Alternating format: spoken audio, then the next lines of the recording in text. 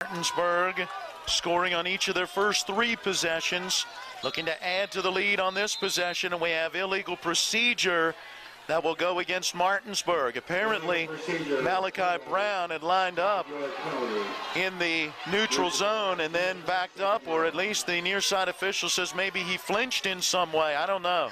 That's the same official that didn't see the Pats interference that threw the flag, so he's being a part of this game in the wrong way.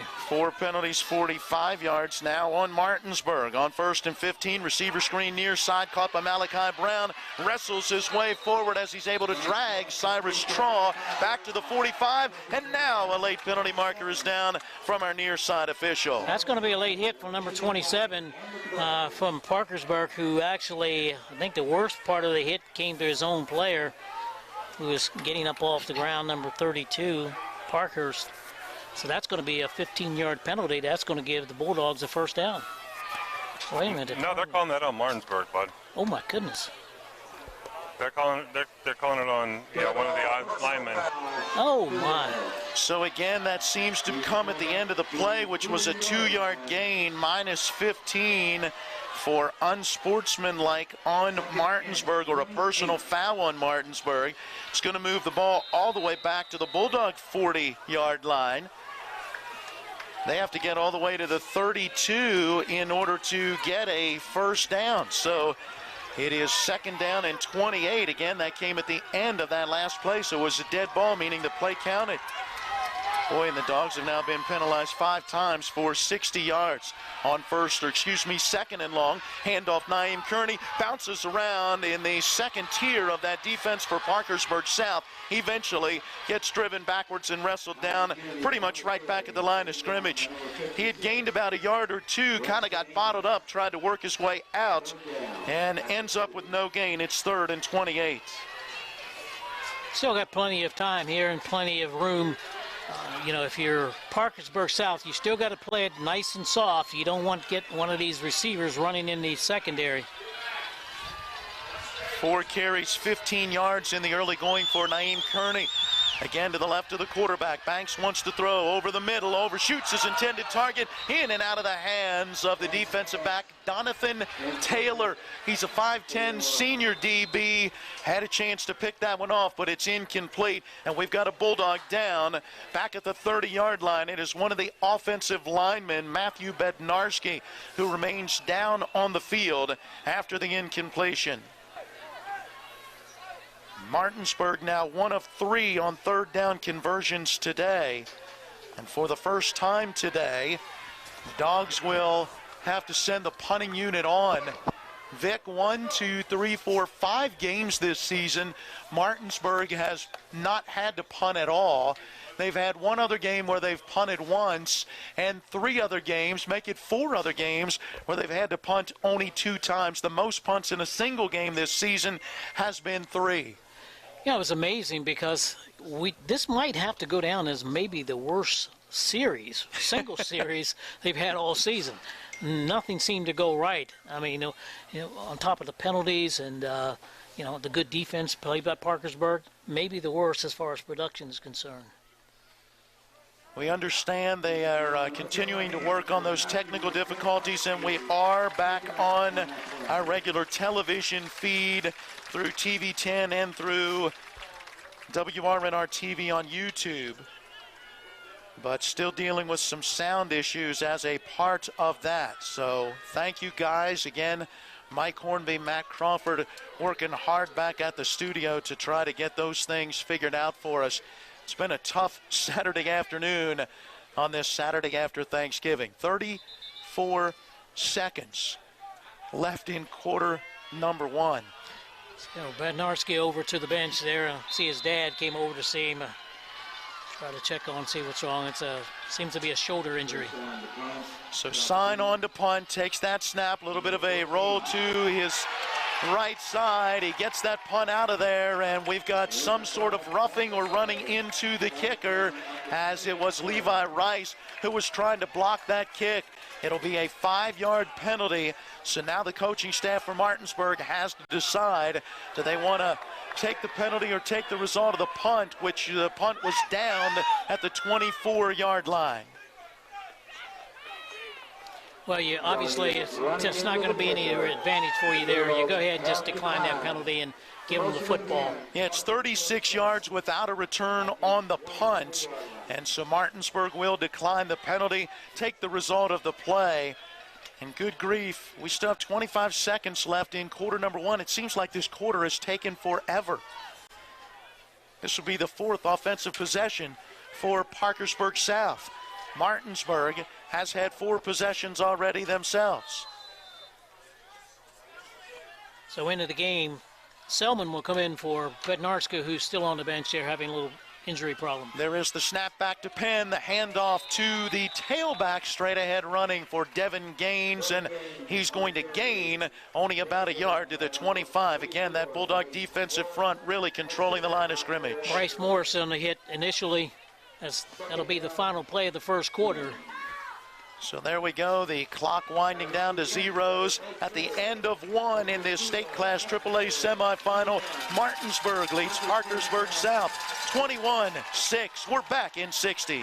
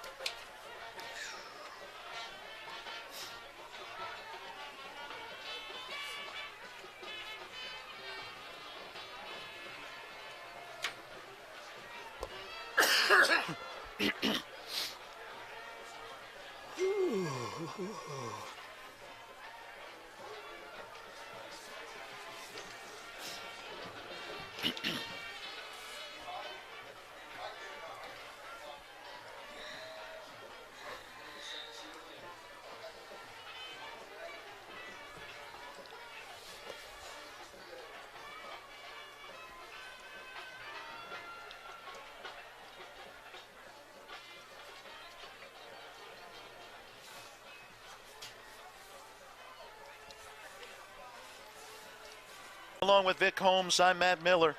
Back at the studio, Matt Crawford. Down on the sideline, Jason Colrick. Thanks to Zach Van Meter and Eric Sterick as they are running our TV10 cameras here today.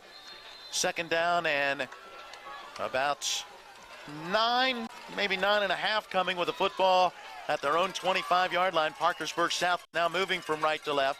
Gaines goes in motion out of the backfield, and the slot receiver to the near side jumps early as Jake Hogsett started towards the line. He did a nice thing. He tried to act like he was going in motion, but the referee's not buying it. Yeah, if he goes away from the line of scrimmage, he'd probably be okay. But when you go lateral like that flag's going to come out. We're looking right now at about 5 penalties, 33 yards on Parkersburg South in this first half. Move that football back to the 20-yard line on a second down, about 15. Penn wants to throw deep along that far side. Teddy Marshall, man-on-man coverage against Levi Rice, and the pass is incomplete. Marshall made a dive at it, so too did Rice. And Marshall getting a hand out there. I don't know that either one touched it, but it was very good coverage. That throw was a little bit short on that one. But that's one of the things you have to do. In order to loosen that defense up a little bit, you may have to do that. And that's part of their offense. It's not something that they just dreamed up to come to Martinsburg with. So on third down, about 14.5. Penn back to throw. Looks like he's trying to set up a middle screen, and in trouble. Down he goes inside the 5-yard line. Is that good? It is. Yes. Terrell Good, who was right there in his face, and as he tried to make a move, Brandon Penn slipped and goes down at the 5-yard line, minus 15. Well, what Terrell did was the fact that he was chasing the quarterback. He just took his time. He didn't come out there and try to run through him or anything like that, or try to, break him up. He just came out under control, keep him in front of you, don't let him jock you and get around you, and that's exactly what he did. Lost his footing, big loss on the play. 4th and 29. Already 3 sacks in this first half for this Martinsburg defense. Chance for great field position here. Penn is also the punter. He punches it out of there. Spiraling kick to the far side. That one goes out of bounds over top of the chain gang.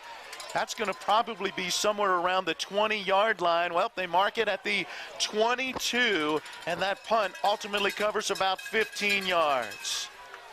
And is he that bad a punter? No, he is not. I watched him punt in the pregame warm-up, and he was getting some punts off 40 and some around 50 yards. The fact that what he was trying to do is keep the ball away from the return man at Martinsburg.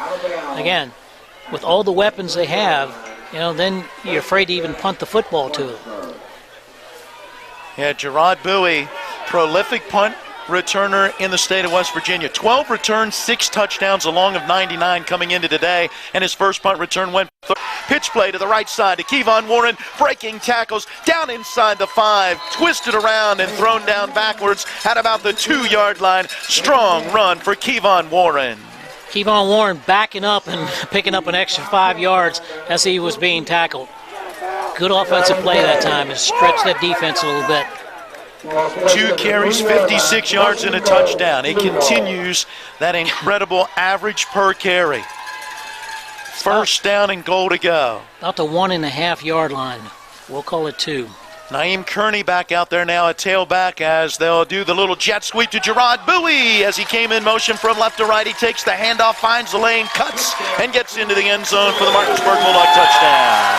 Well, you can attribute this touchdown to the punt return team, simply because of the fact they can't afford to punt the football to them because now Martinsburg is so dangerous on the punt return, and they're trying to get the best they could out of it, and you get another shank punt, short field for Martinsburg. Gerard Bowie with his second rushing touchdown of the season to go along with his 14 receiving, his 6 on punt returns as well. He has done it all this senior season. Snap placement and the kick. And Chris Catlett puts it up and through. 10 minutes, 30 seconds to play in the first half. Back in 60 with Martinsburg out in front, 28-6.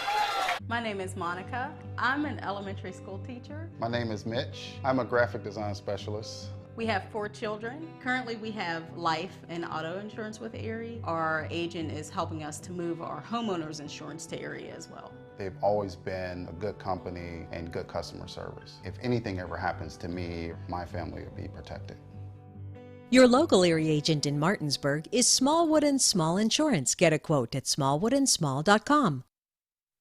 First impressions count, and your sign is your signature. Davis Designs is locally owned and locally operated with a legacy that spans over 30 years. Davis Designs is your one-stop shop for custom handcrafted signs, banners, vehicle lettering, design services, and vehicle wraps. Everything from temporary signs to hand-painted gold leafs. Go see Tom for anything from mild to wild. Call 304-267-7807. Follow them on Facebook at Davis Designs or stop by at 1404 New York Avenue in Martinsburg. Create your design today.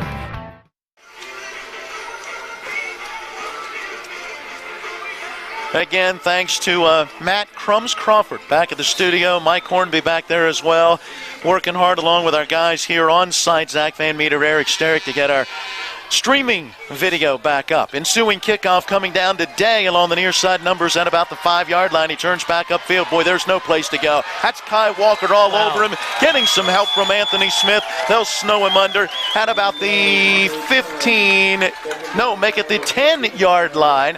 On that return, Dylan Day, a 6-foot senior wideout. Hey, for the Bulldogs, 2 plays, 22 yards in 31 seconds. That last scoring drive, it was a 2-yard touchdown run for Gerard Bowie. The Bulldogs with a 28-6 lead, and the summary brought to you by Smallwood Small Insurance. Nice job by Walker that time on the kickoff.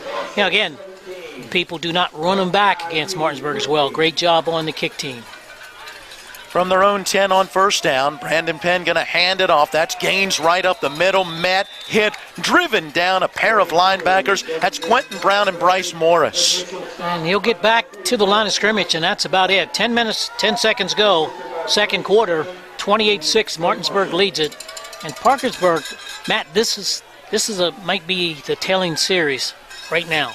If they have to punt this football away and give Martinsburg good field position, this might be problems. Penn on a control roll to the far side, lets the pass go, underthrown and almost intercepted. Tried to get it today.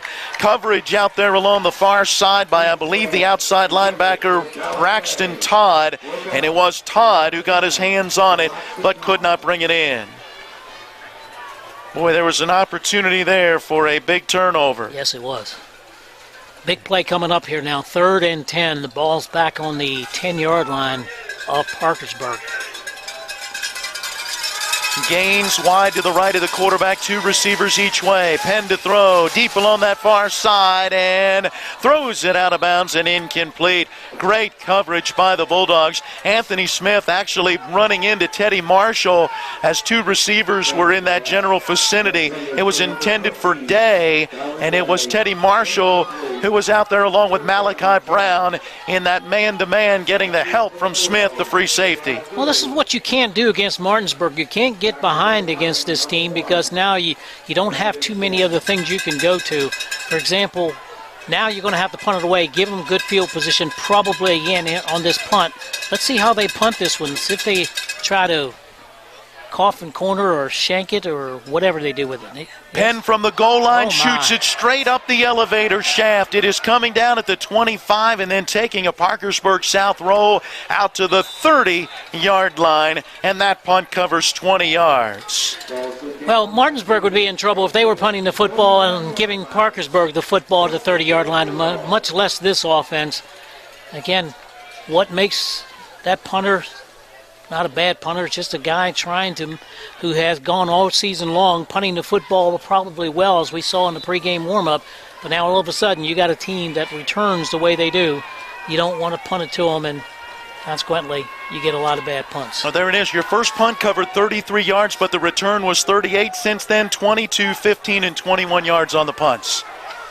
1st and 10 from the 31-yard line. Handoff to Naeem Kearney. Met in the hole and quickly taken down. Nice play. Jeffrey Tucker. He's a defensive lineman, 6'3", 235, and the senior with the tackle right at the line of scrimmage. Yes, good defensive play that time. So 2nd and 10 coming from the 31. Well, give them a yard. They mark it just outside of that 30-yard line. So +1 will make it a 2nd down and 9. The Dogs look to the near sideline, getting that play call. 9 minutes and counting on a second quarter running clock. 28-6. Martinsburg in front and looking for more. Handoff, Naeem Kearney coming here to the right. Outside the hash marks to the numbers. Breaks the tackle to the 20. Sidesteps the tackle at the 15. Cuts back to the 10. Blocks to the 5. And down at the 1-yard line. Oh, my goodness. I thought for sure he landed on his back in the end zone, but they'll mark him down at the 1. Naeem Kearney covers 29 yards.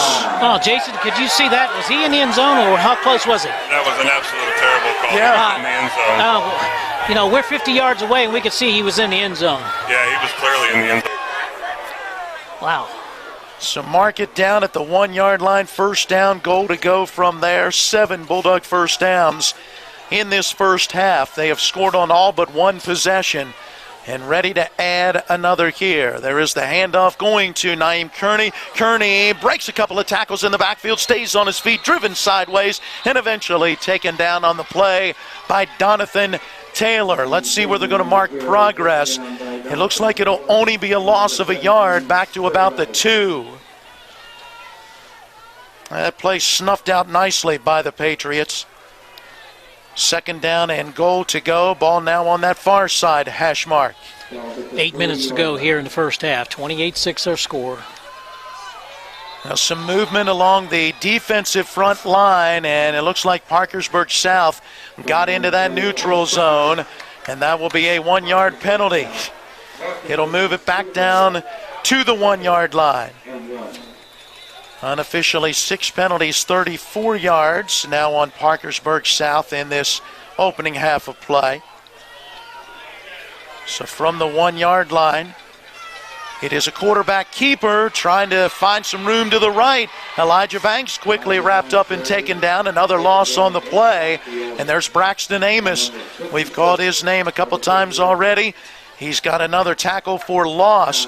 He is one of their top guys on defense. Came in with 65 tackles, including 28.5 for loss this season. He did a nice job on that one, able to split the 2 blockers in there and making the tackle into the backfield. 3rd down. Goal to go from the 3. It's been a good stand so far for Parkersburg South. Back to each side of Elijah Banks. Hands it off, and coming to the near side, that's Trey Sign, and tripped up and taken down by Brandon Penn. Oh, looked like he was just about ready to break free of that tackle when Penn was able to kind of trip him with his feet. Complete.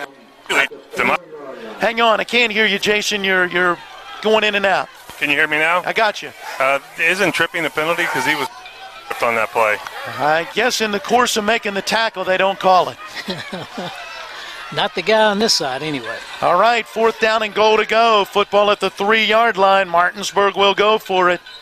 I think they're going to call a timeout. Yeah, they're going to call a timeout here and get themselves Coach Walker, obviously, great opportunity here.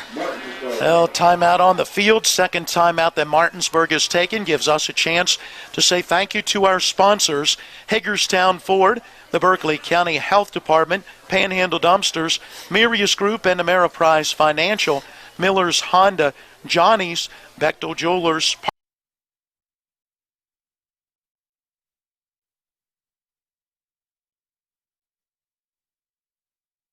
University Health.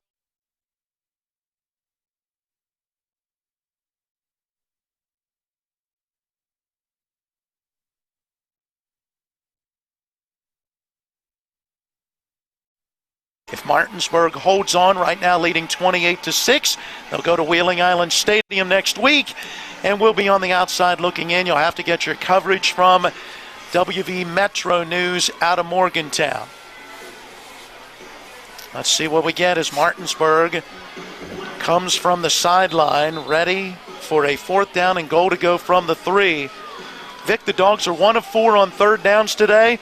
1 of 1 on 4th down as they went for it on a 4th and 5 at the 14, back on their second possession, and got a touchdown. Kevon Warren to the right side of the quarterback, and Coach David Walker going to burn back-to-back timeouts. I'm not sure if he didn't like what he saw, the way the defense lined up against that particular set, or if someone wasn't in the right spot. Jason. It looked like that Martinsburg was calling that slant with Bowie across the middle, and Penn was standing right where that slant was going to go. So Martinsburg didn't like it, and they're going to call a different play.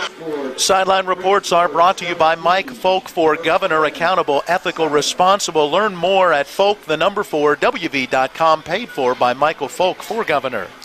I think you probably see the same formation come out and pretty much, and then they're going to figure out what they're going to do from that point. I think that was, I think that timeout was set. I mean, let's take a look, see what they got. We have some extra time here, so let's go ahead, an extra timeout. Let's go ahead and use it. But now I look for the trip receivers again, but I also look for the back to swing to the wide side of the field as well, and I look for the back out of the backfield. So it gives you a couple of different options there. Yeah, it clears that out, and then it may clear you in a situation where you may have a one-on-one.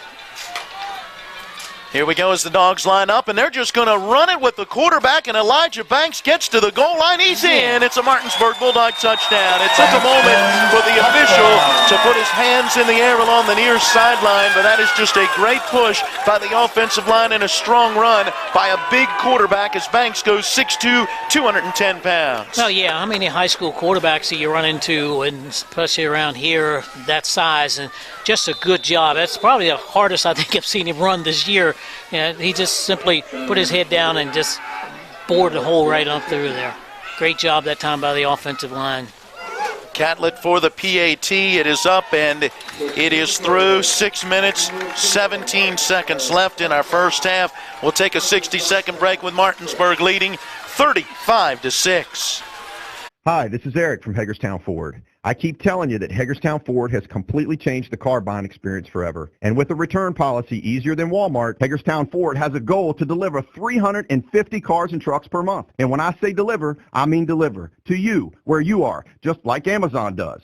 And if you don't want it, return it. No questions asked. The only way Hagerstown Ford can accomplish this extremely aggressive goal is to make the car buying process fast and easy. We simply refuse to play the dumb back and forth games that most dealerships want to play. There's absolutely no reason for you to waste your precious time at a car dealership. I assure you, there is no dealership from Winchester, Virginia to Washington, D.C. that can beat our price. There's no dealership that will allow you to return your new car if you don't want it. Hagerstown Ford absolutely has the best price, and we'll bring the car to you. And if you don't want it, return it, period. No questions asked. There's no reason to buy anywhere else. Visit HagerstownFord.com to schedule your VIP experience and get your new ride delivered to you. Contact dealer for details.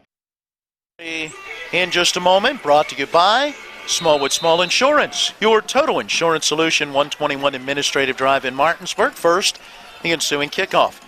Cadlet approaches. Ball's on the tee at the 40 to our left. High end over end kick. Running up on it is Day. He's going to take it at about the 13-yard line. Coming near side quickly.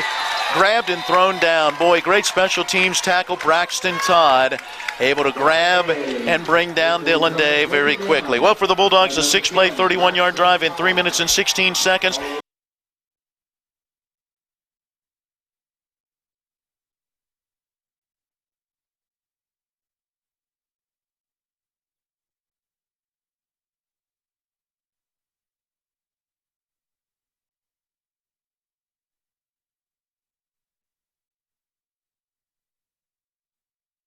First down, Penn trying to run to his right, able to turn that corner, getting to the numbers, takes on a tackler at about the 23-yard line and then gets taken down there.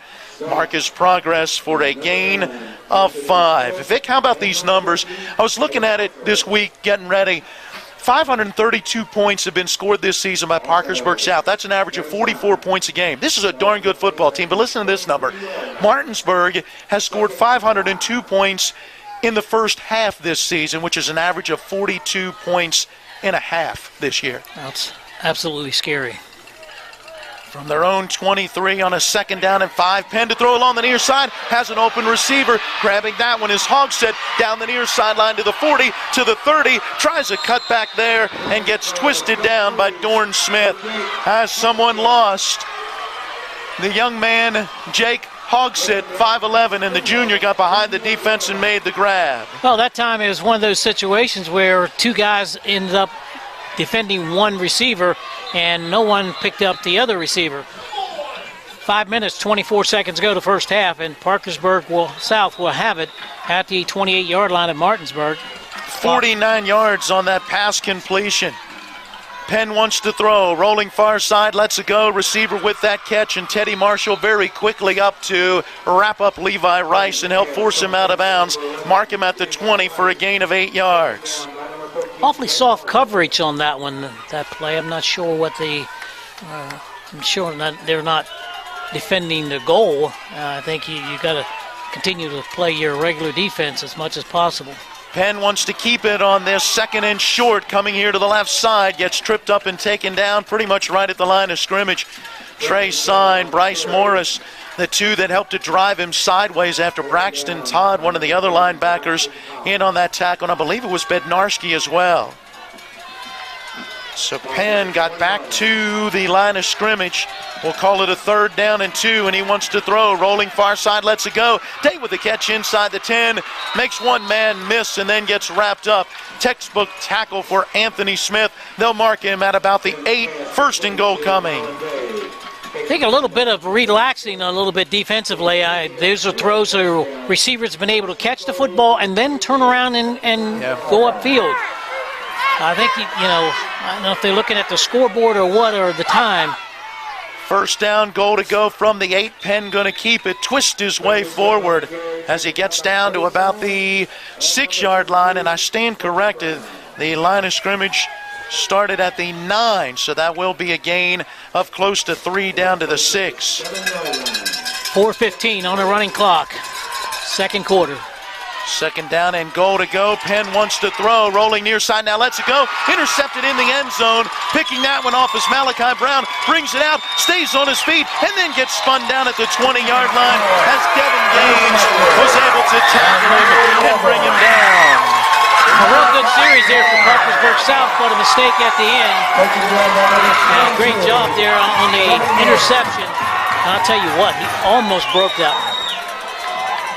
Yeah, he did. He was able to keep his hand down and maintain his balance and then break free. If Gaines doesn't bring him down, he may have gone 100 yards for the score. 4 minutes exactly to go here in the first half. 35-6 our score. Martinsburg with the football at their own 20-yard line. First offensive turnover, but Vic, technically the 2nd turnover for Parkersburg South in this first half, as they never recovered one of the kicks. From their own 20, Banks wants to throw. Deep far side, looking for Gerard Bowie. Leaps up into the air over top of the defender and makes the grab at the 40. Falls down at the 37-yard line of Parkersburg South. 1st and 10 Martinsburg. Well, I tell you, that is heartbreaking for if you're a Parkersburg South fan. You know, you're near scoring your best offensive series. You turn it over, and Martinsburg just one throw, and they're in your territory. And we're closing in on the first half with 3:45 to go. 43 yards on that pass completion. Banks out of the gun, awaiting that snap. He's got it. Here comes some pressure. He gets hit. Down he goes. Whoa, lost the football. Grabbed by one of the big fellas. Straight up the field. That's Ty Lucas. Lucas breaking tackles. He's to the 20. Oh, yeah, the big fella, 308 pounds. And the senior offensive lineman with a nice pickup. And ran over a couple of people. As a matter of fact, one's still down, and it might be the quarterback there who plays in the secondary, Penn. Yes, it is. It's Penn who's down on the ground there. Gosh, they can't afford to lose him. He gained close to 20 yards on that, Vic. That ball got knocked free back at the 40-yard line. He picked it up and takes it all the way down to the 20. He might need a little oxygen on the sideline over there after that run. 6'3", I said 308, I think. He's listed 310, the senior for the Bulldogs. I don't think he gets credit for a carry, but it is a fumble recovery and 20 yards. Hey, Matt. Yes. Hey, one thing that you didn't point out on that interception down there, you got to really give credit to that defensive line because they were the ones that put the pressure on that quarterback to make him make that throw. It was a great interception, but that defensive line is putting a lot of pressure on Penn back there. Yeah, absolutely. Great point, Jason. Sideline Reports brought to you by Mike Folk for Governor. Accountable, ethical, responsible. Learn more at folk4wv.com. And it is a great point. That defensive line puts on the pressure. Quarterback throws maybe before he really wanted to. Ball floats up there, and Malachi Brown got the pick. Yeah, that was supposed to be what we call a flag pattern. He's supposed to be going down and out to the left corner, and I think he just threw it a little bit sooner than he had anticipated because of the pressure from the defensive front. And now they really may be in big trouble now because Brandon Penn, who is their quarterback and their excellent defensive back as well, is still down on the ground, and they're still being attended to. And without him, offensively, they're going to be kind of in trouble to have to go to their backup quarterback, which I think is, Schuler, I think, is the backup quarterback. Yeah, I believe you are correct in that. So we're timeout with 3:26 to go, and they're still attending him on the sideline. Well, on the field, rather. Yeah, let's see. I think they're going to go ahead and at least set him up right now. Have not been able to get a real good idea of what it is that they might be looking at. Well, I don't know what they're looking at, Matt, but I don't want to be facetious or anything like that. But he just got ran over. Yeah. He just simply got run over by a guy who weighs 300-plus pounds. Well, and as they set him up, they now lay him right back down again. So as the training staff for Parkersburg South continues to work on the injured Brandon Penn, let's send it back to the studio. We'll take a 60-second break and then return to Coburn Field. We've got 3:26 left in our first half, and Martinsburg leads 35-6. Remember when you were a little kid and saw your first deer? Oh, how cute. As an adult, maybe you've had a different experience. Where'd that come from? Bambi mess up your dream machine? Call Cody's Auto Body today at 304-901-4777 and get the work done right the first time. Cody's Auto Body, 851 Wilston Street in Martinsburg, has a team of auto body professionals with a lifetime of experience putting your ride back together again, regardless of how it got that way. Cody's Auto Body. My family, we're always on the move. Little brother is living it up. What's up, sis? See Mom made dinner? I will see you there. And my big brother, he's got his hands full. But when Mom says come home for dinner, what could possibly stand in our way? Nothing. When you're a part of a family like this, you always show up. The Honda family of SUVs, awarded Best SUV Brand for 2019. Miller Honda, south of Winchester, home of the lifetime powertrain warranty. www.mymillerhonda.com.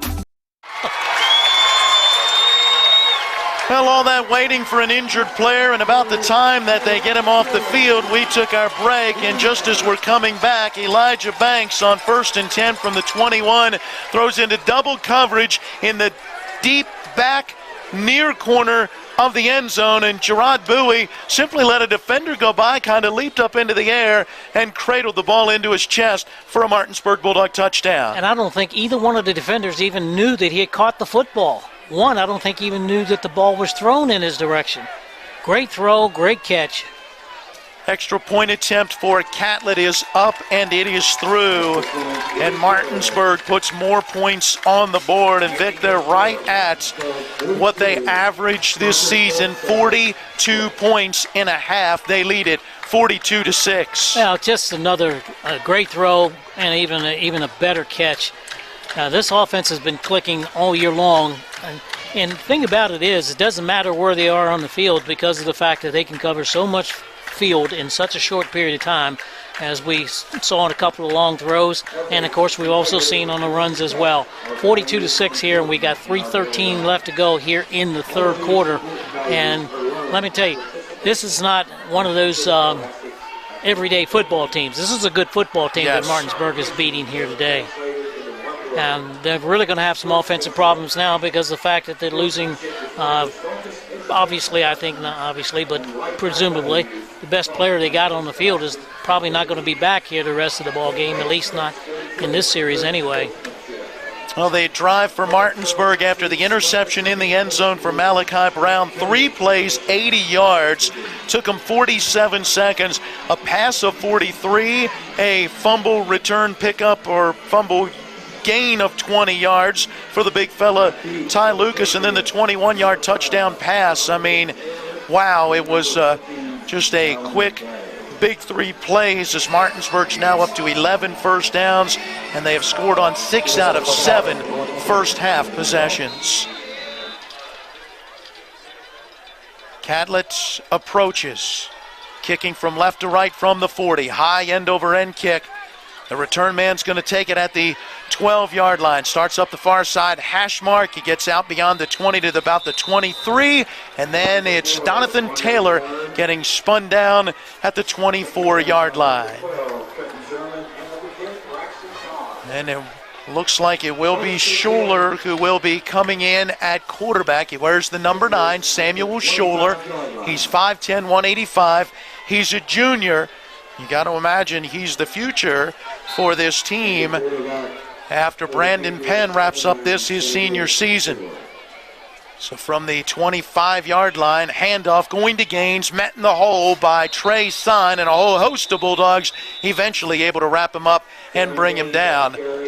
Looks like a gain of about 2 out to the 27. 2:45 to go here in the first half. 42-6 is our score. And as we said before, this offense now is really going to be somewhat crippled here without having a quarterback and having to go with the backup quarterback. So let's see what happens. Well, back to throw. Schuler going to let it go deep along that far side, and knocking that ball away at the last second is the Bulldogs' Teddy Marshall. Once again, he was right there on tight coverage against Levi Rice. And we got a flag. We're going to have a personal foul called against Martinsburg, roughing the passer. So that comes at the end of that play. They will mark it off from the prior line of scrimmage, which was the 28-yard line. Hey, Matt? Yeah, go ahead. Hey, scoring update. Separate came out at halftime, drove down the field, scored a touchdown. They now trail by 1 possession, 23-16 to Slippery Rock. There you go. Thank you, Jason. Keeping an eye on the Shepherd Rams, who kicked off today at 1 o'clock up at Slippery Rock. So plus 15, a penalty against Martinsburg, moves that football out to about the 43-yard line, and on first down, Gaines again gets the carry, and off the right side of the line, going to pick up about 2 yards out to the 45. Think about the situation now. You're down to 2 minutes and 10 seconds to go here in the first half. You got to pick up some yardage in some bigger chunks. 3 yards, as we say, 3 yards in a cloud of dust is not going to do it right now. Second down and about 7. And Schuler wants to throw. Hit, and down he goes. It was an outside linebacker blitz, if I put the L in the right spot. And it's Malachi Brown who gets the sack back at the 39-yard line. 4th Bulldogs sack of the first half. Well, it's a good call there by Buddy Hess at that time. I think he saw the fact that we haven't had much blocking here on the wings, on the corners. And Martinsburg has not done a whole lot of blitzing on the corners, and I think it's at least the first time I've seen it today. So it ended up a good call. 3rd down and 14. We're down to 1:20 to go in the first half. Now Parkersburg's going to need a timeout because the play clock is running down. So Parkersburg South will burn their second timeout. They will still have 1 remaining. And for Martinsburg, and the way this offense is playing, there's still plenty of time. If they make a stop here, they could potentially put some more points on the board. Yeah, and this is the time. I know we're up, 42-6. Martinsburg's up 42-6, but right now, the important thing is you get as many as you can. Yep. You take no chances. This is an opportunity to go to the championship game, so you leave no stone unturned. So I'm sure Parkersburg would love to be able to pick up one more first down, and if they couldn't score, at least hold on to the football until the end of the first half and not give Martinsburg that opportunity again. A reminder that coming up later today, 6:45 the pregame, a little after 7 they drop the puck. Washington Capitals hockey in Detroit against the Red Wings. Well, out of the timeout, Scholler wants to throw deep down the middle. Day is there, makes the catch inside the 30, stripped to the football by Malachi Brown, and now they'll say no, incomplete. So Day never really was able to control it as Malachi Brown helped to knock it free. It's incomplete, and now Parkersburg South will likely have to punt. Wow. That is a call that if you're in the NFL or even in college, you probably get a replay on that one.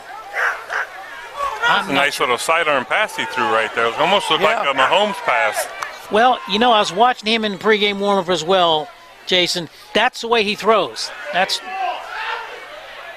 Well, they snapped the football. Martinsburg had a whole host of players on the field. Pass near side intercepted. Malachi Brown will take it 30 yards for a score, but it's all coming back. Martinsburg's got about 14 or 15 guys on the field right now. 1, 2, 3, 4, 5, 6, 7, 8, 9, 10, 11, 12, 13, 14, 15. They got 15. Had 15 on the field. And I'm not sure what the officials were doing here. There was a quick set on the spot of the football. Now you can hear the Parkersburg South coaches in the box to our left yelling, snap the ball, as Martinsburg had players trying to get off the field, players trying to get on the field.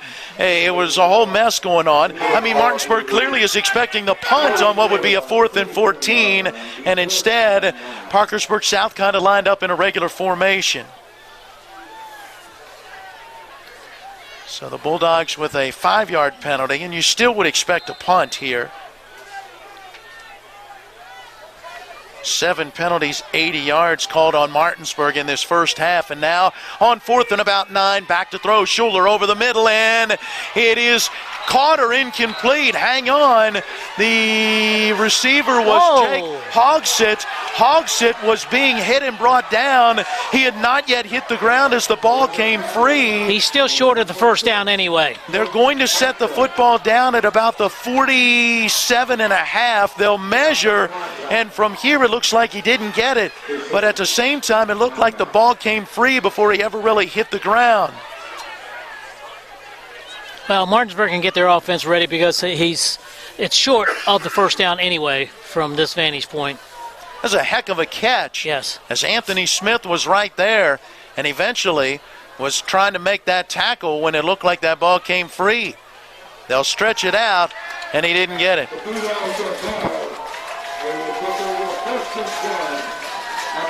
So Martinsburg will take over on the turnover on downs. And they'll have it at what we'll call their own 47-yard line. 59.5 seconds remaining here in the first half. Plenty of time for this Bulldog offense. We have seen it before. Out of the gun, back to throw. Banks pressured, rolling to the near side, still looking downfield. He's going to let it go, and Gerard Bowie makes the catch, but he's out of bounds. Nice job by Banks that time, maneuvering in the backfield trying to get himself in position there, and kept his head up and looked downfield. That was a good job because, they're in a desperate situation, and, guys sometimes make mistakes, and defensive backs will come up thinking he's going to run. So still 50.7 seconds go, 2nd down and 10. From their own 47, Martinsburg football. Kevon Warren in the backfield along with Elijah Banks. 2 receivers to each side of the formation. Blitz coming, it looks like.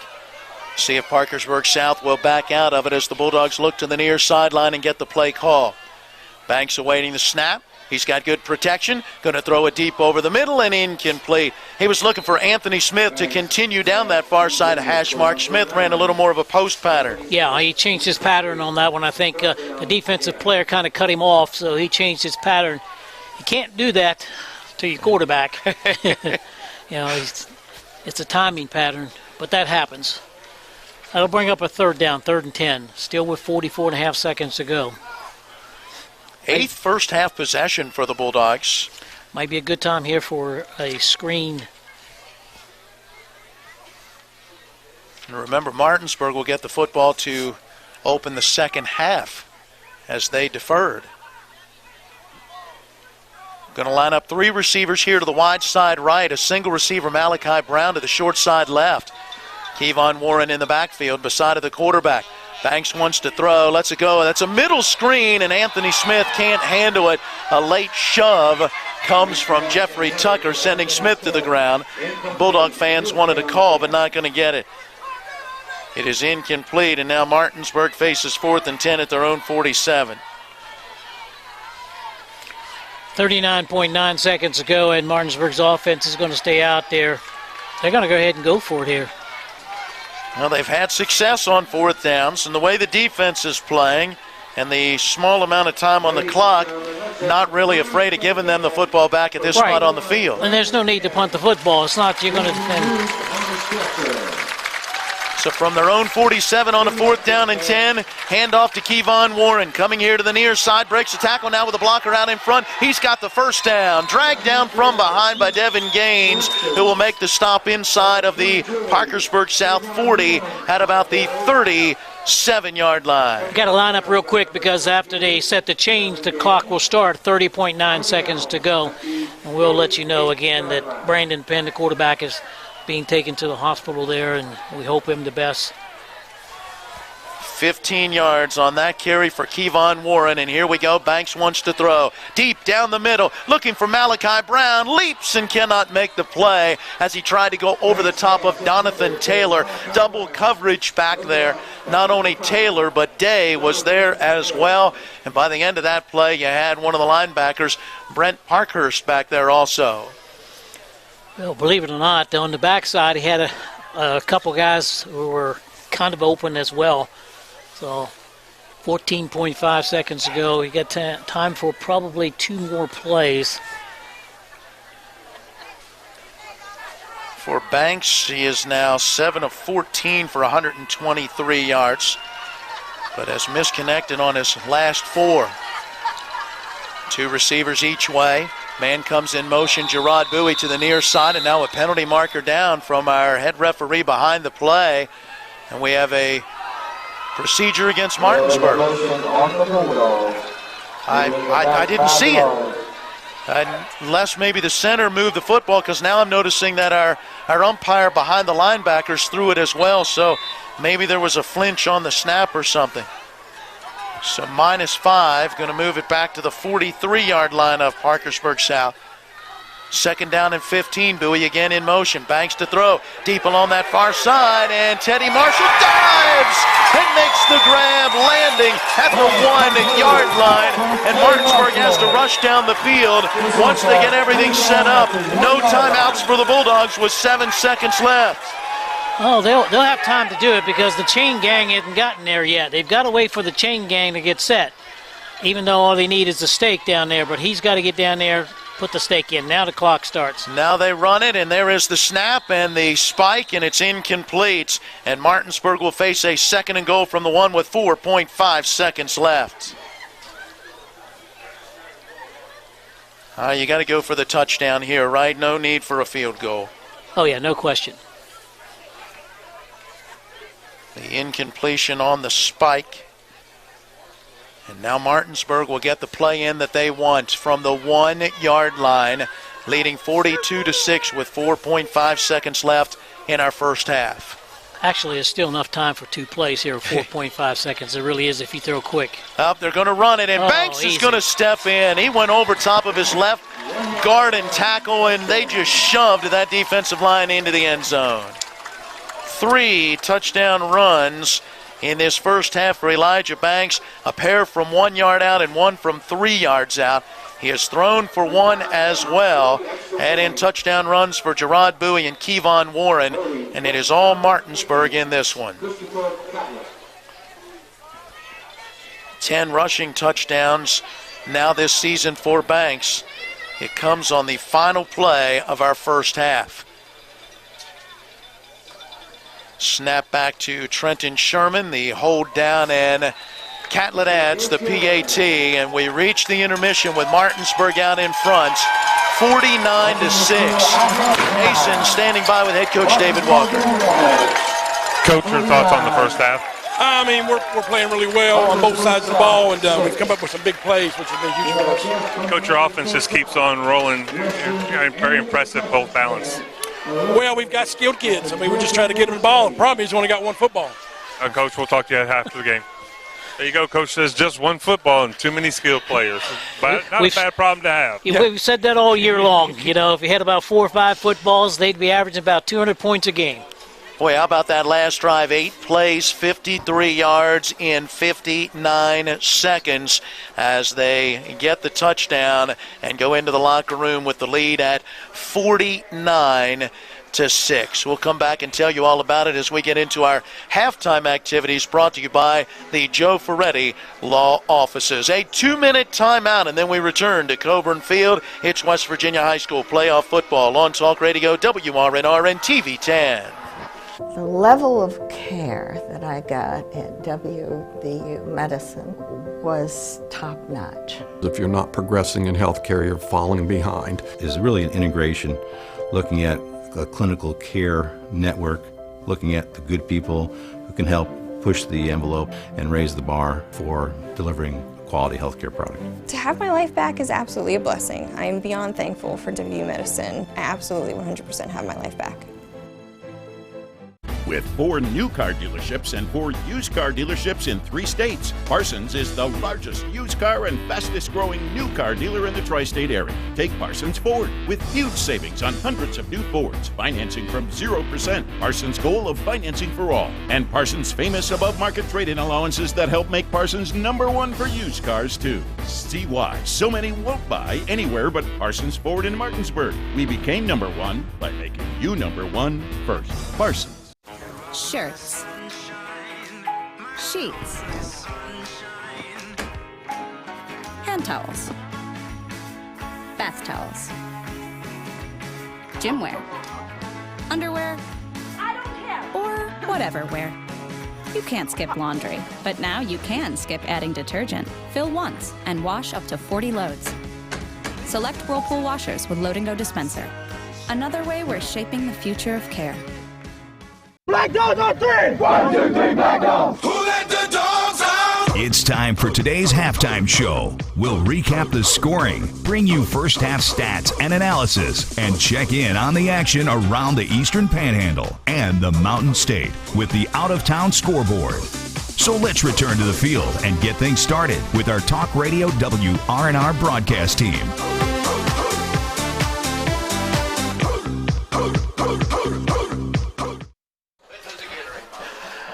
We welcome you back into Coburn Field. Along with Vic Holmes, I'm Matt Miller. Jason Colrick's on the sideline. Matt Crawford is our engineer at the studio.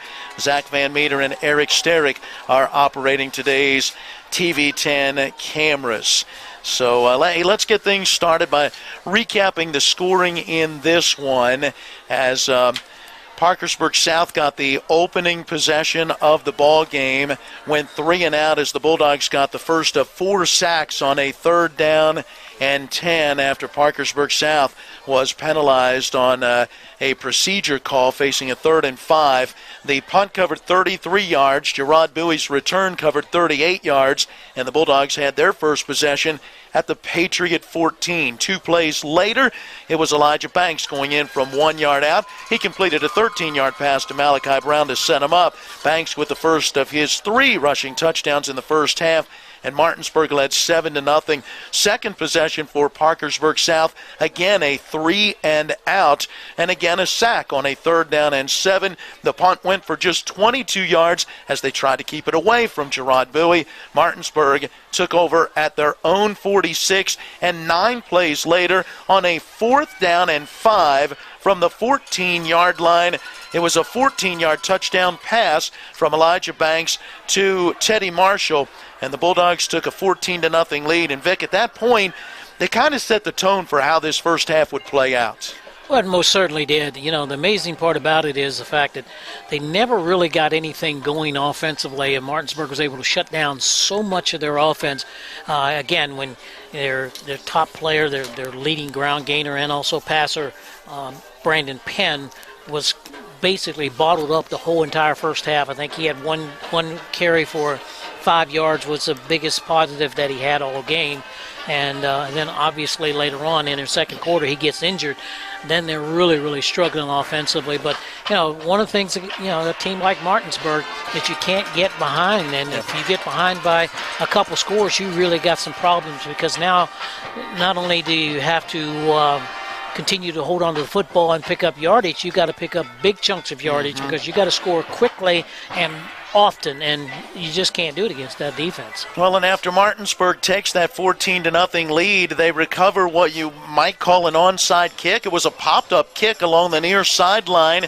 A couple of Parkersburg South players began to block, thinking, okay, somebody else is going to pick it up. No one did. It hit the turf, and it was Kai Walker who dove on it, keeping it from going out of bounds, and Martinsburg took over at the 36 of the Patriots, and it was a one-play drive, a 36-yard touchdown run for Kevon Warren, and the Bulldogs led 21-0. Parkersburg South would then put together their best drive of the first half. 9 plays, 64 yards, 3 minutes, 26 seconds, a 1-yard touchdown run for their leading rusher, Devin Gaines. He picked up his 23rd rushing touchdown of the season. That cut it to 21-6 as the extra point attempt was blocked by Anthony Smith, and that would be the score at the end of 1. Parkersburg South unable to find pay dirt again, as they did come close. We'll tell you about that in just a moment. But in that second quarter, it was all Martinsburg. They took the lead out to 28-6 on a 2-play, 22-yard drive. It was a 2-yard touchdown run for Gerard Bowie. Then a 3-yard touchdown run for Elijah Banks, capped a 6-play, 31-yard drive. Then came the best opportunity for Parkersburg South to put more points on the board. Got it down to a 1st and goal at about the 9-yard line. Got a 3-yard gain to the 6, but some good pressure by the defensive front. Forced an errant pass in the end zone. It was intercepted by Malachi Brown. He brought it out to the 20-yard line. And, well, from there, Martinsburg needed only 3 plays to cover 80 yards. They get a 21-yard touchdown pass. That one from Banks to Gerard Bowie. It was 42-6 at that point, and then the Bulldogs taking over one final possession in the first half with 59 seconds left, and they cover 53 yards in 8 plays. It's a 1-yard touchdown run for Elijah Banks on the final play of the half. And, well, here we are at the intermission, all Martinsburg leading 49-6. Well, I'll tell you what, just listening to the recap there, the game was as dominant as that score indicated. Martinsburg dominated the line of scrimmage, first of all. I mean, I think that's as far as you need to go. He dominated the line of scrimmage offensively and defensively, both sides of football, and that just simply has controlled any opportunities that they've had. I mean, I've had a couple nice drives, and but most of the time they have really, really struggled just to even pick up a first down. Now, when you have Brandon Penn the whole season, and all of a sudden he's gone at quarterback, now you've got a new game. You don't have a running quarterback. You have a guy who can throw the football but can't run at all. So now the pressure comes that you can go right at him right away and not have to worry about him breaking the long runs and that sort of thing. So second half, don't think that the JVs are going to come out here and play, the second half here. It's going to come out, and I think Coach Walker's probably going to play the second half, and especially in his third quarter, just like it's the opening of the football game, and keep playing because, next week is when it all counts. So you got to keep your players going. You got to keep them going in the sense of being active, doing the right things, not coming up with stupid penalties, being aggressive on offense and defense, and just keep playing the game. All right, for about the next 10 minutes of our halftime, brought to you by the Joe Ferretti Law Office, delivering first-rate service and results for their clients. Vehicle accident, slip and fall, medical malpractice. Call the Joe Ferretti Law Office at 304-596-8854 for a free consultation. We're going to send it back to the studio. Matt Crawford is standing by. He'll give us an idea of what has been happening in the high school football playoffs around the mountain state of West Virginia. He'll check in on the Shepherd University Rams, who, by the way, have come back, and they tied at 23-all, but now Slippery Rock has regained the lead at 29-23. Matt's got more on that one. The Mountaineers got a big win yesterday. He may even throw something in about the Maryland Terrapins if they're still even playing.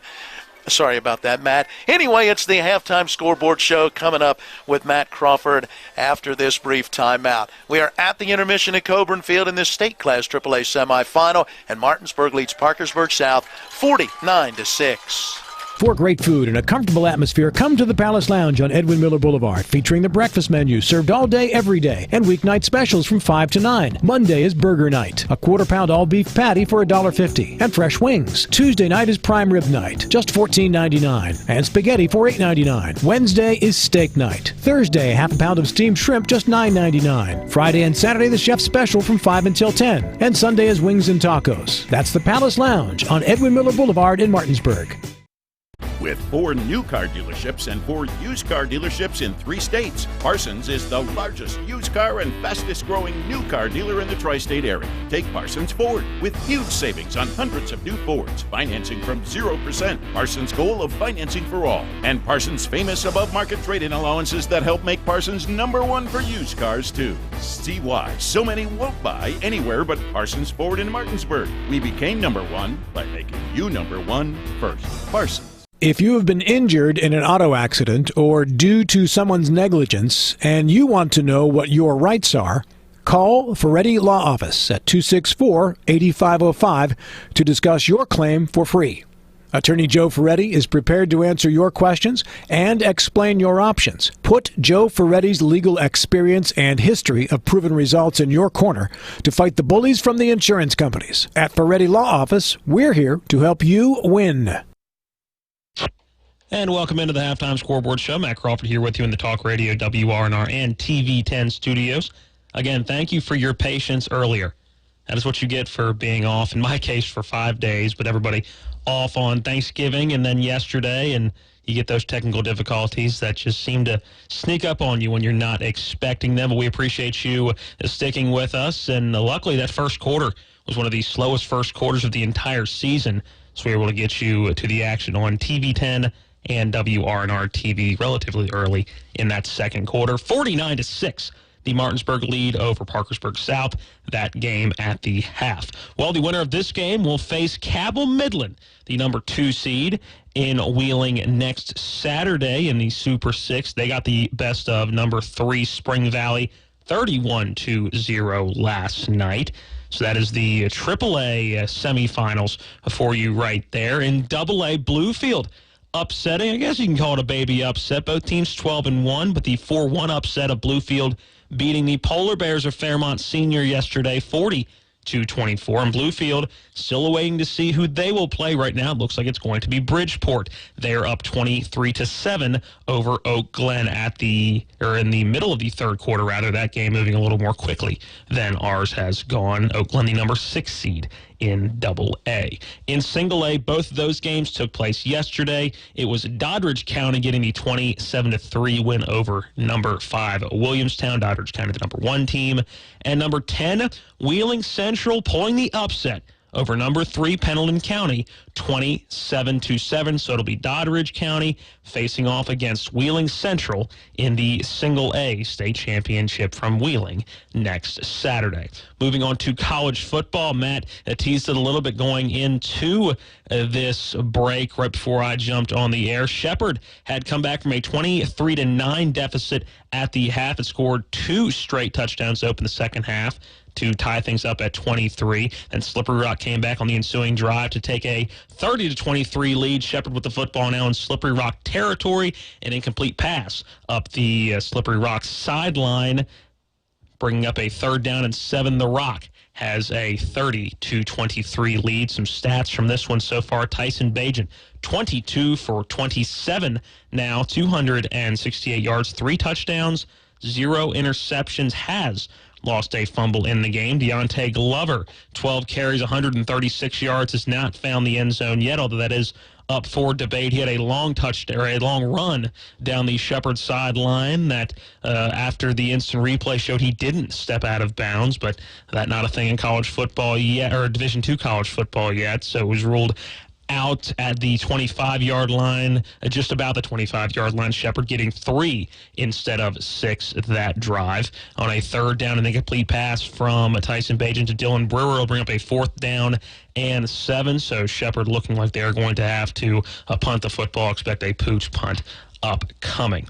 Yesterday was the West Virginia Mountaineers in a tight battle, getting the win over the TCU Horned Frogs. It was a good game for the Mountaineers, and Jared Dagey, I thought he had a pretty decent game. Obviously, not the way the Mountaineers wanted to finish this season, not being bowl eligible, but to get to 5 wins, go 3-6 in the Big 12, not too shabby with a first-year head coach, and especially seeing the progression that they have made from the beginning of the season to the end of the season. TCU right neck and neck with them the entire season, but never an easy place to go in and get a win, a game that finished in the lights down at TCU, so never an easy place to go get a win. They were able to get the win 20-17. The Mountaineers finish up 5-7, 3-6 in Big 12 play, the same record for the TCU Horned Frogs. In Big 12 play also yesterday, it was Texas getting the better of Texas Tech, 49-24. In games today, number 9 Baylor is at Kansas, a 3:30 kick in that one. Then a couple of night games at 7 p.m. It is number 23 Iowa State taking on Kansas State. That one is in Lawrence. And at 8 p.m. it is number 7 Oklahoma taking on number 21 Oklahoma State in what is rivalry day around the country. That includes one of the biggest matchups of the day, Ohio State and Michigan. 49-27 is the Buckeye lead at the Big House. So a lot of people were proposing that maybe Michigan could get the upset in this one, but right now it is all Ohio State. Georgia taking on Georgia Tech today, the largest spread in this rivalry in about 40 years. And right now Georgia living up to the hype, trying to hold on to the number 4 playoff spot. They lead Tech 45-7. Number 3 Clemson all over South Carolina 38-3. That one has gone final. The Iron Bowl kicking off in just about 12 minutes. Auburn and Alabama, 5 taking on 15. Wisconsin taking on Minnesota. That's a 12-8 matchup. Again, a 3:30 kick. Rutgers taking on Penn State. Oregon State taking on Oregon. It's a home game for the Ducks, who come in this week at number 14. Notre Dame at number 16 is at Stanford. Texas A&M is at number 2 LSU. Colorado is at number 6 Utah. Florida State is at number 11 Florida at 7:30, and those are your top 25 matchups for today. Matt made a crack at my Terps. They're not losing yet. Well, that's because they haven't kicked off yet. They're taking on Michigan State in East Lansing. It's not going to be pretty. The Terps trying to somehow get win number 4 on the season and Big Ten win number 2. I don't see it happening. It's a 3:30 kickoff from East Lansing and Spartan Stadium.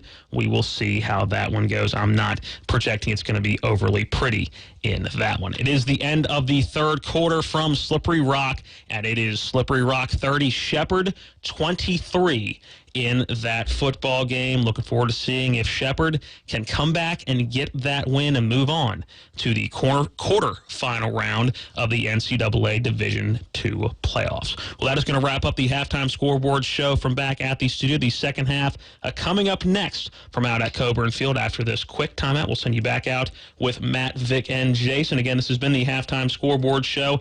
At the half, it is Martinsburg 49, Parkersburg South 60. Second half coming up next. Hi, this is Eric from Hagerstown Ford. I keep telling you that Hagerstown Ford has completely changed the car buying experience forever. And with a return policy easier than Walmart, Hagerstown Ford has a goal to deliver 350 cars and trucks per month. And when I say deliver, I mean deliver to you, where you are, just like Amazon does. And if you don't want it, return it. No questions asked. The only way Hagerstown Ford can accomplish this extremely aggressive goal is to make the car buying process fast and easy. We simply refuse to play the dumb back and forth games that most dealerships want to play. There's absolutely no reason for you to waste your precious time at a car dealership. I assure you, there is no dealership from Winchester, Virginia to Washington, D.C. that can beat our price. There's no dealership that will allow you to return your new car if you don't want it. Hagerstown Ford absolutely has the best price, and we'll bring the car to you. And if you don't want it, return it, period. No questions asked. There's no reason to buy anywhere else.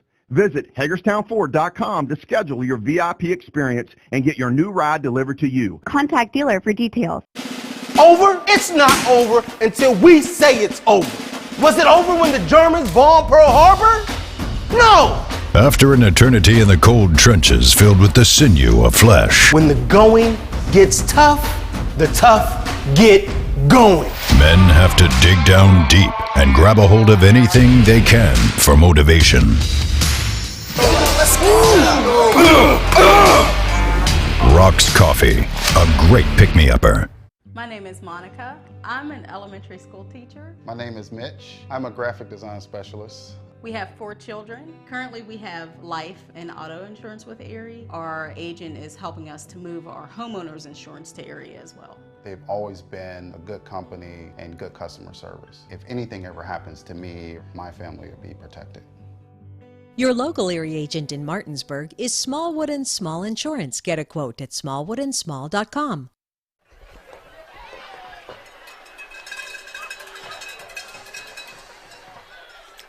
We welcome you back into Coburn Field. Along with Vic Holmes, I'm Matt Miller. Jason Colrick's on the sideline. Thanks to Matt Crawford. Great job back at the studio. Zach Van Meter and Eric Sterick running cameras and our on-site producers for today's game. Thanks to Mike Hornby and to great effort back at the studio. We had a bunch of technical difficulties on the video side getting into today's game, but they were able to work through it and get us where we are right now. Well, the Joe Ferretti Law Office halftime show continues with a look at numbers from the first half, brought to you by Dobson and Associates PLLC, providing accounting, payroll, bill pay, human resources, and IT services. Hey, they want to be your back office. Phone 304-264-0437 or stop by 217 West Burke Street in Martinsburg.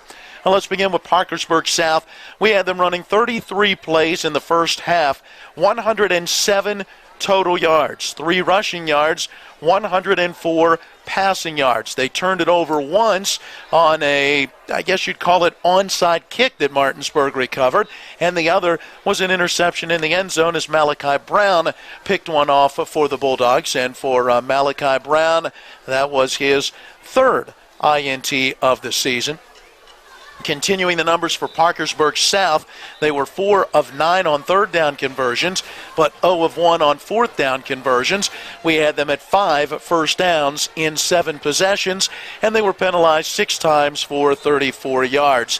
Starting quarterback Brandon Penn, who left relatively late in that second quarter due to an injury on the defensive side of the football. He went 5 of 9 passing for 91 yards, had 11 carries for minus 20 yards, a lot of that coming because he was sacked 3 times. 10 carries for 29 yards and a touchdown for Devin Gaines, the leading rusher for this team out of the backfield, carrying for 1,400 yards and now 23 rushing touchdowns. And coming in at quarterback was Sam Schuler, and Schuler went 1 carry for minus 7 as he was sacked, and he completed 1 of 2 passes for 13 yards. Now for the Martinsburg Bulldogs, they had 8 first-half possessions and scored on 7 of the 8, forced to punt just once. When you look at their total plays, 34 in yards, 306. Very balanced, 141 rushing, 165 passing yards. Martinsburg did not have any turnovers in the first half. They were penalized 8 times for 85 yards. They were 1 of 5 on third down conversions, but 3 for 3 on fourth down. Just skip third down. Go right to fourth and go ahead and get what they need. But they have certainly found ways to make things happen. How about these offensive numbers? Elijah Banks, 8 of 15, 165 yards and a pair of touchdowns. 1 to Teddy Marshall from 14 yards, 1 of 21 yards to Gerard Bowie. He's also carried the ball 4 times for 4 yards and 3 rushing touchdowns. Leading the ground game, 3 carries, 71 yards for Kevon Warren. He had a 36-yard touchdown run. A carry for 2 yards and a touchdown for Gerard Bowie. 7 carries, 43 yards for Naeem Kearney. A carry for no yards for Trey Sign. And then no official carries, but he scooped up a fumble on a sack and 20 yards gained then by the big fella Ty Lucas, and that is the play that ended up knocking Brandon Penn out of the ball game as he stuck his nose in there. Give him credit for helping to make that tackle, but ultimately suffered the injury as a result. There you go. We'll look at the numbers brought to you by Dobson and Associates. They give you an indication of what that score looks like on the scoreboard as Martinsburg leads it by a 49-6 score. Parkersburg South's been able to run some time off the clock, has been able to run plays. I mean, they've run only 1 fewer play, but have almost 200 fewer yards. Well, Matt, it's just been dominance, and this is probably one of the bigger ones we've seen all year long is the dominance up front. And I think that's the biggest difference in the ball game. The Martinsburg skill players, the running backs, the quarterback, the wide receivers, they're still the same. They're still doing the same thing that they have been doing all year long. But I think they just the dominance up front from the offensive line, defensive line, linebackers and all, I think that has been the biggest difference in this football game thus far. Well, Vic, it is the 5th meeting between these two programs, and it's the 4th time they have met in the playoffs. The first time they played all the way back in 1999. That's the only regular season meeting. Martinsburg won that one 53-14. They met then here in the 2001 playoffs. Martinsburg scored a 43-21 win in that one. Then in 2002, a year later, Parkersburg South with the upset of Martinsburg here, 24-21. That was a state semifinal. And the last time these two teams met, one that Martinsburg fans will never forget, as the Bulldogs led at the half on that muddy, sloppy field up at Wheeling Island Stadium. And in the second half, in the soup and the mud, Ben Gum controlled the game for Parkersburg South, and they beat Martinsburg 26-20 to claim that 2003 state championship. That's the last time Parkersburg South has been in that championship game, and they've got a long way to come back if they're going to get back there again. Yeah, long way, and that was that game was just phenomenal. It just it was fitted for, as we say at the racetrack, the mutters, you know.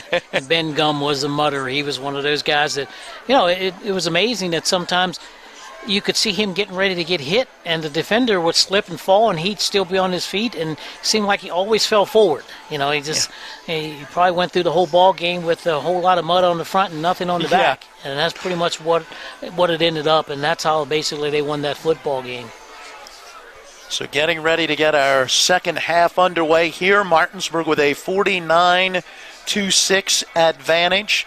The Bulldogs looking to pick up win number 55 in a row. We understand that Caledonia, Minnesota won in their playoff game last night, so they're up to 68 in a row. That's the current long winning streak in high school football across the nation.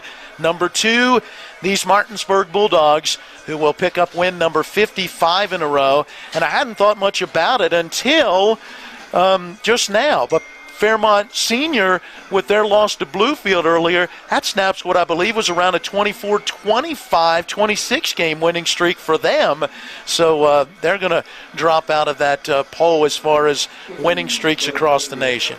You know, it's amazing that as many wins as they've had and as prosperous as their program is, that just goes to show you what you have to do to get that many wins in a row. Yes. Period. Ready to kick it off is Bennett Haught. He approaches, and it's an onside kick. Is it even going to bounce 10 yards? No, it doesn't. It'll be grabbed by Gaines, but that'll only be at the 46-yard line. So the onside kick only went 6 yards, and Martinsburg will be set up with great field position to start this second half. First time in the playoffs that Martinsburg's had to play 12-minute second half quarters. Yeah, we'll see how that plays out for these Bulldogs and what it may mean for some younger guys seeing some time as this one goes along. Obviously, you're going to bring your starters out for this second half, although we are going to see Trey Sign get a series at quarterback. Naeem Kearney is going to join him to his right side. 3 receivers here to the wide side right. There is the snap, and Sign's going to keep it. Finds a little opening right up the middle and quickly into the secondary. He'll have a gain of, it looks like, 10 yards and a first down.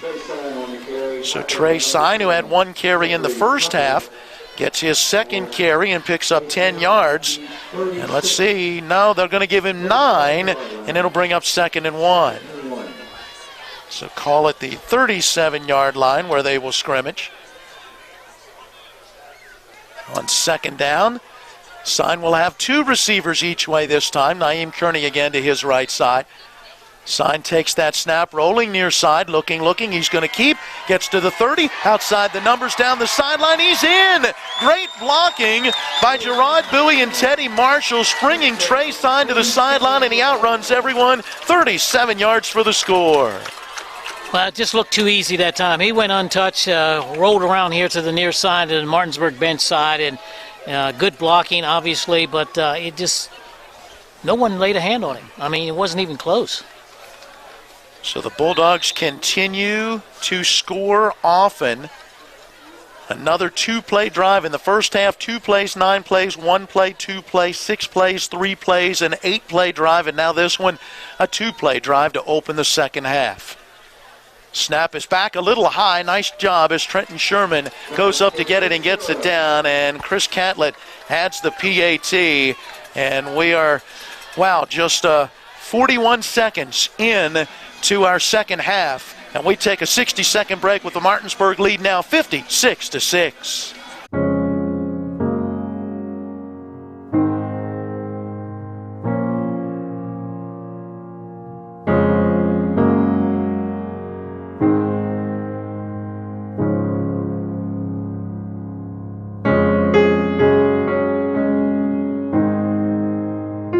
Prepare for what's next, or to plan ahead.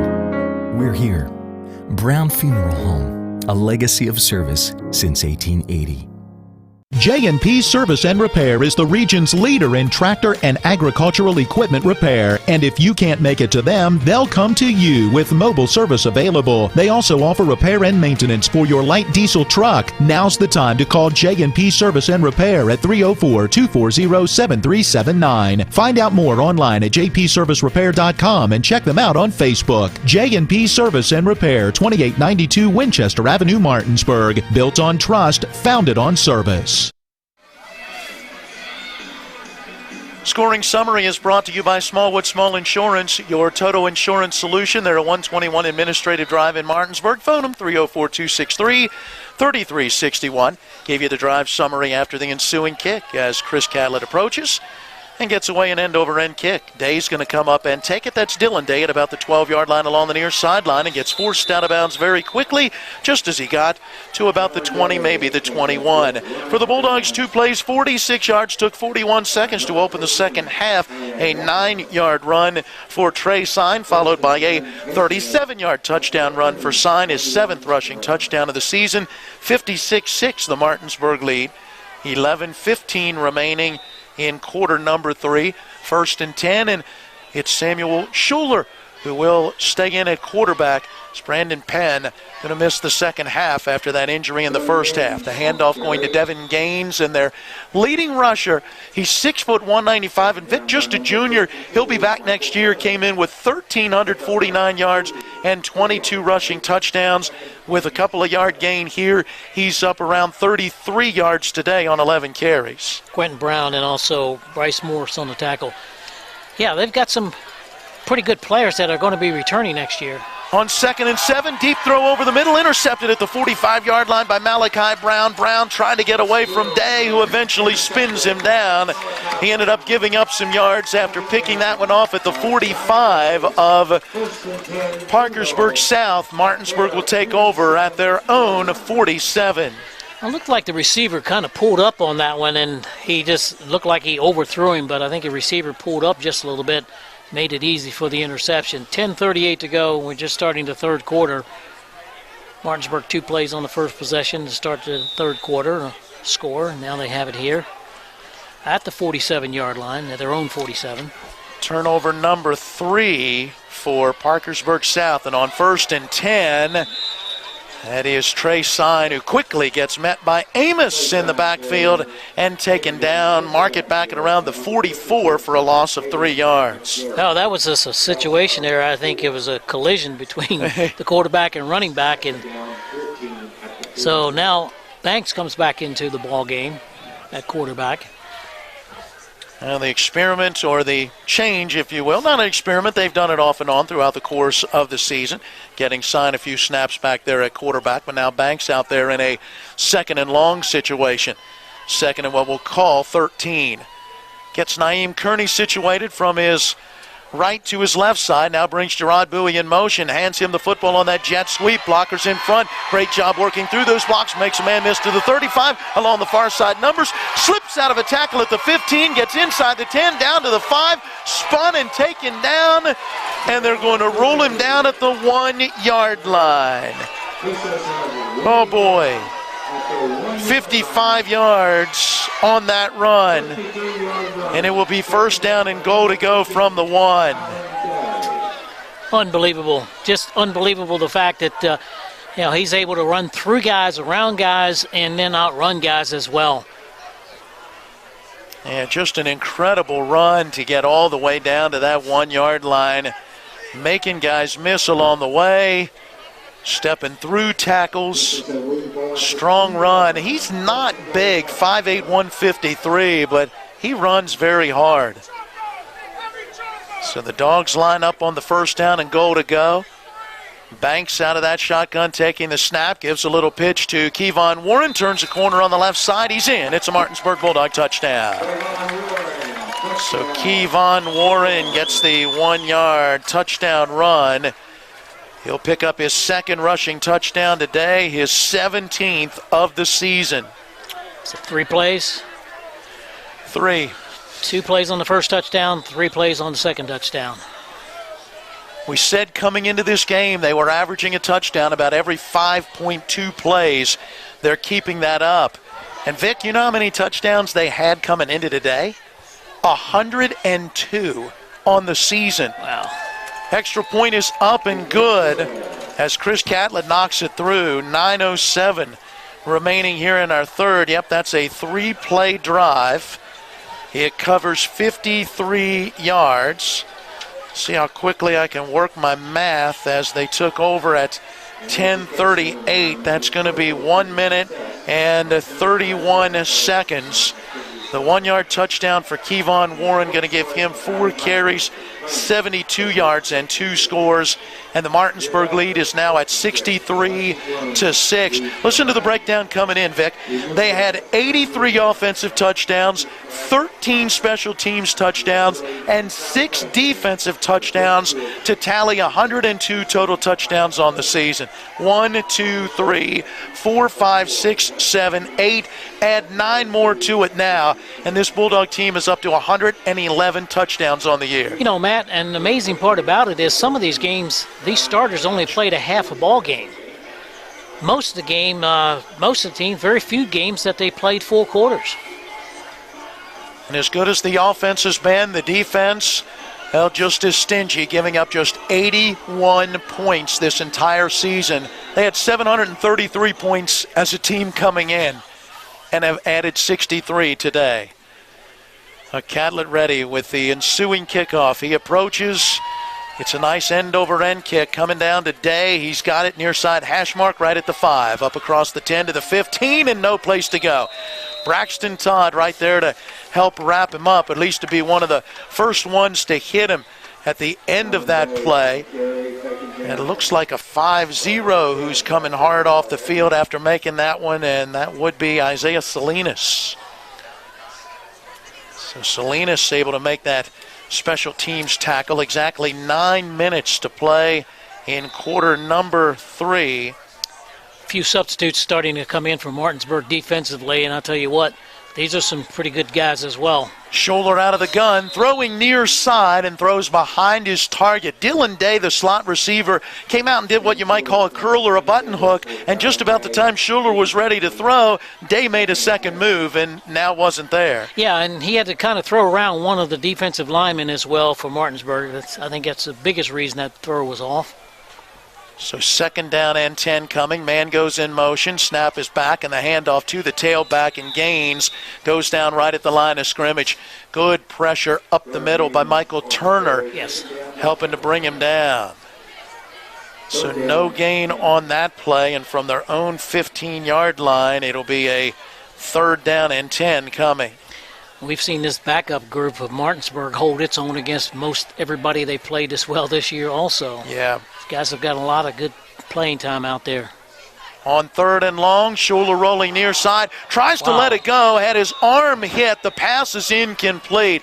He is up to his feet and he is okay. And he was getting hit just as he tried to let that one go, and it spun almost like a helicopter out of his hand. Replay, that would have been a fumble. It would have? Yes. I thought so also. Yeah, they hit that ball, and they hit that ball before his arm ever went forward. But with no replay, incomplete pass. Yeah, that ball spun in the circle. Right. So Scholler will also serve as the punter. He awaits the snap at the goal line and gets it out of there. Gerard Bowie is going to take it at the 43-yard line and steps through a tackle at the 40, gets to the 35 and taken out of bounds there. And not a bad punt, as that one is going to cover. And just about 30 yards, or 27 will be the total. But Martinsburg again will have outstanding field position as the Bulldogs will take over at the 34-yard line of Parkersburg South. They've had it in this second half at the Patriot 46, their own 47, and now the Patriot 34. 63-6 Martinsburg, and this is a state semifinal game. This is not the type of game you expect to score like this, but Martinsburg has rolled through these playoffs. There is the snap back, and Banks throws near side, wide receiver screen, caught by Teddy Marshall. It eludes a couple of tacklers and then eventually drags another tackler ahead to the 20-yard line. Wrapping him up was John Kennard, who eventually was able to bring him down after a 14-yard gain. Good downfield blocking also as well for the wide receivers and also the linemen getting downfield, throwing a couple blocks. 8 minutes left to go, third quarter. 63-6 is our score. And you got to figure if you're Parkersburg, what can you do here? You just basically you're almost just taking your medicine here.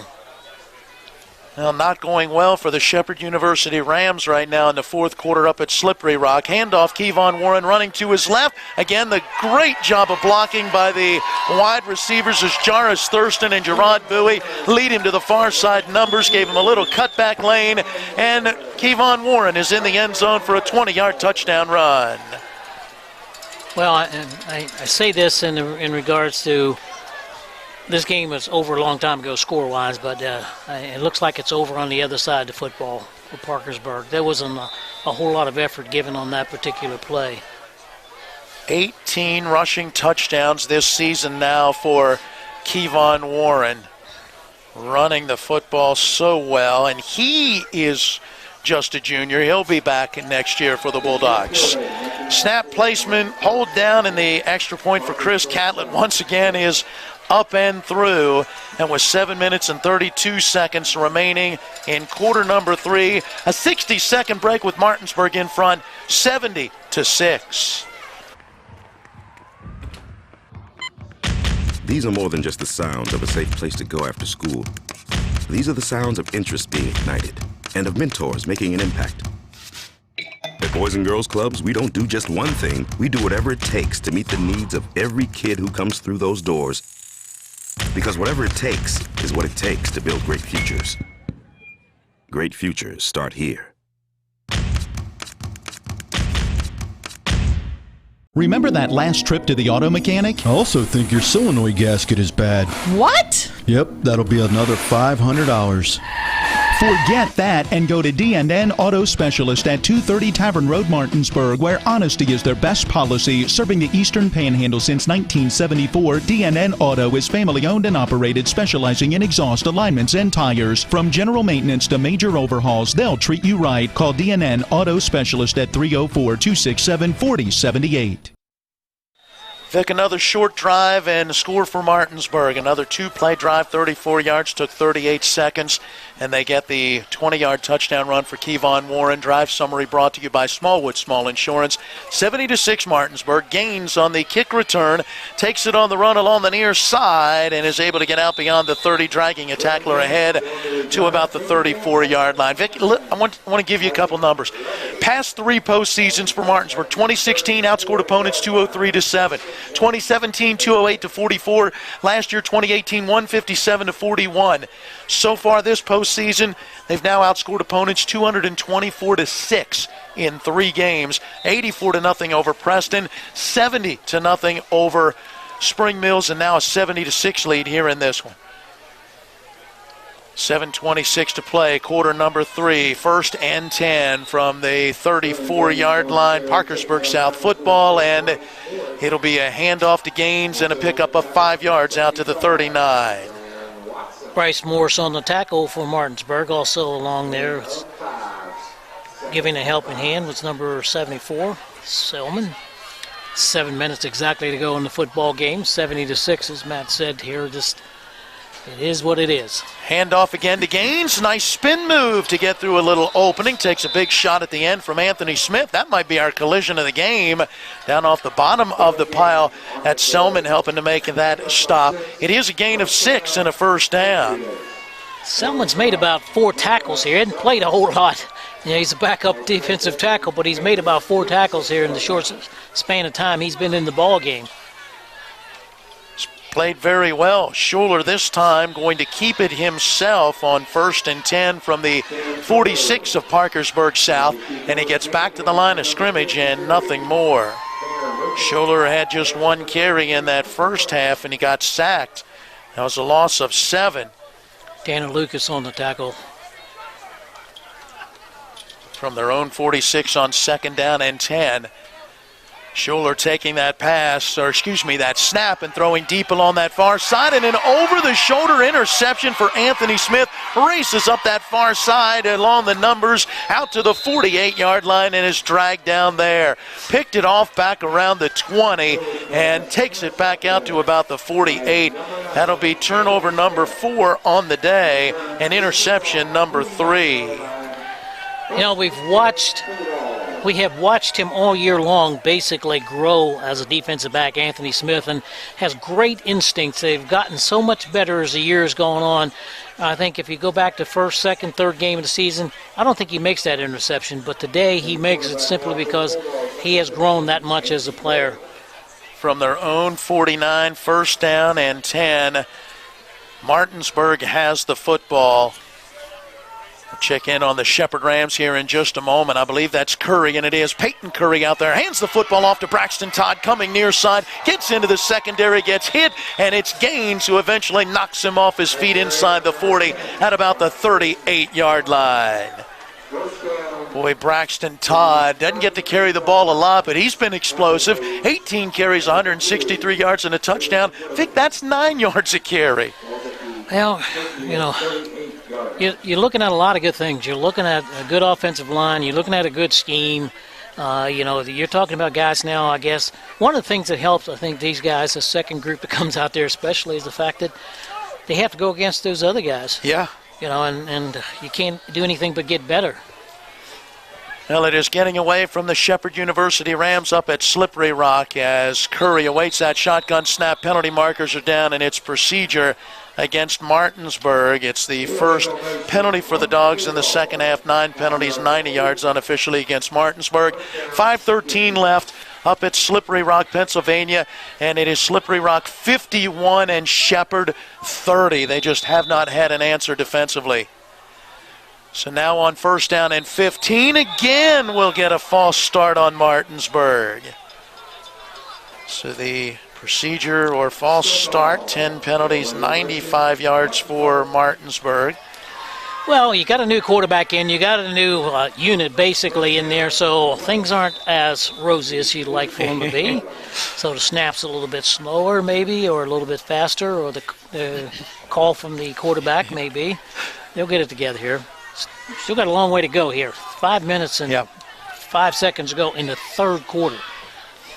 Peyton Curry now facing a 1st and 20, takes that snap, hands it off to Braxton Todd. Couple of nice juke moves, able to get by a defender, then breaks through a few tackles, and what looked like it might be a loss ends up being a gain on the play, as he's going to get down close to the 42-yard line and pick up 6 yards.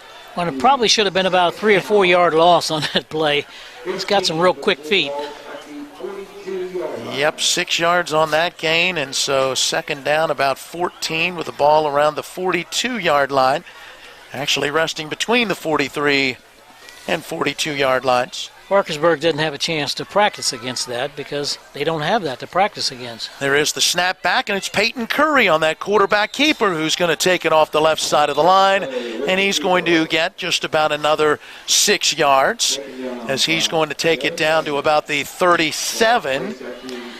Well, Curry cannot hide out there with those shoes he's got on, that's for sure. Are those the neon green ones? Neon green, yes. Or no, that's Trenton Sherman with a neon green. Yeah, it is. Yes. So Curry able to take that one down, as we said, to about the 37-yard line. It'll bring up third. We'll call it about 9, and that's Sherman on the end around. Tried to tiptoe along the sideline and got forced out. We'll see where they spot it. I believe it's going to be right on the 35-yard line. So he picked up all of about 2 yards. Now we'll see what the Bulldogs will do. Well, Parkersburg has basically just about all new guys as well, so it's going to be kind of interesting. 3:43 to go here in the third quarter. There's no need to punt. So the Dogs will line up and go for it. Hey, they've been solid 3 for 3 on fourth downs in the first half. 4th and about 7. It's going to be a quarterback keeper, and Curry's got it off the near side, tripped up and falls down right on the 20-yard line, reaching out from behind. Braden Jones, who's a junior linebacker, helped to make that touchdown-saving tackle, and the Dogs are now 4 of 4 on fourth down. 20 first downs on the game now for the Dogs. Again, this is a really, really tough afternoon for this Parkersburg team. I think, these guys are totally mesmerized. I think from the very first series, again, the game was so much faster than I think they had been used to and even anticipated. Yeah, Parkersburg South had not seen a team that could bring what Martinsburg brings to the table. The Bulldogs on first down. Hand it off to Braxton Todd, off the left side of the line, breaks some tackles, cuts outside even further to the left, and then sprints into the end zone for the Martinsburg Bulldog touchdown. 20 yards that he covers for the score. A couple Parkersburg players getting up really slow after the end of that play. 76-6, the extra point coming up. Braxton Todd on that possession, 3 carries, 39 yards, helping Martinsburg to cover 51 yards for the score in just 6 plays. See who's attempting the extra point this go around for Martinsburg. Snap is back, placement, and the kick is up, and that's Nate Romer who adds the PAT. So Nate Romer with the extra point, and with 3:04 to play in quarter number 3, we'll take a 60-second break with Martinsburg out in front now, 77-6. He is the most interesting jeweler in the world. Celebrities ask for his autograph. When buying diamonds, experts ask him what they're worth. He once counted to infinity twice. he has his own astrological sign. I may not sell every customer that comes into Bechtel Jewelers, but on the rare occasions when I don't, they often wish I had. Stay brilliant, my friends.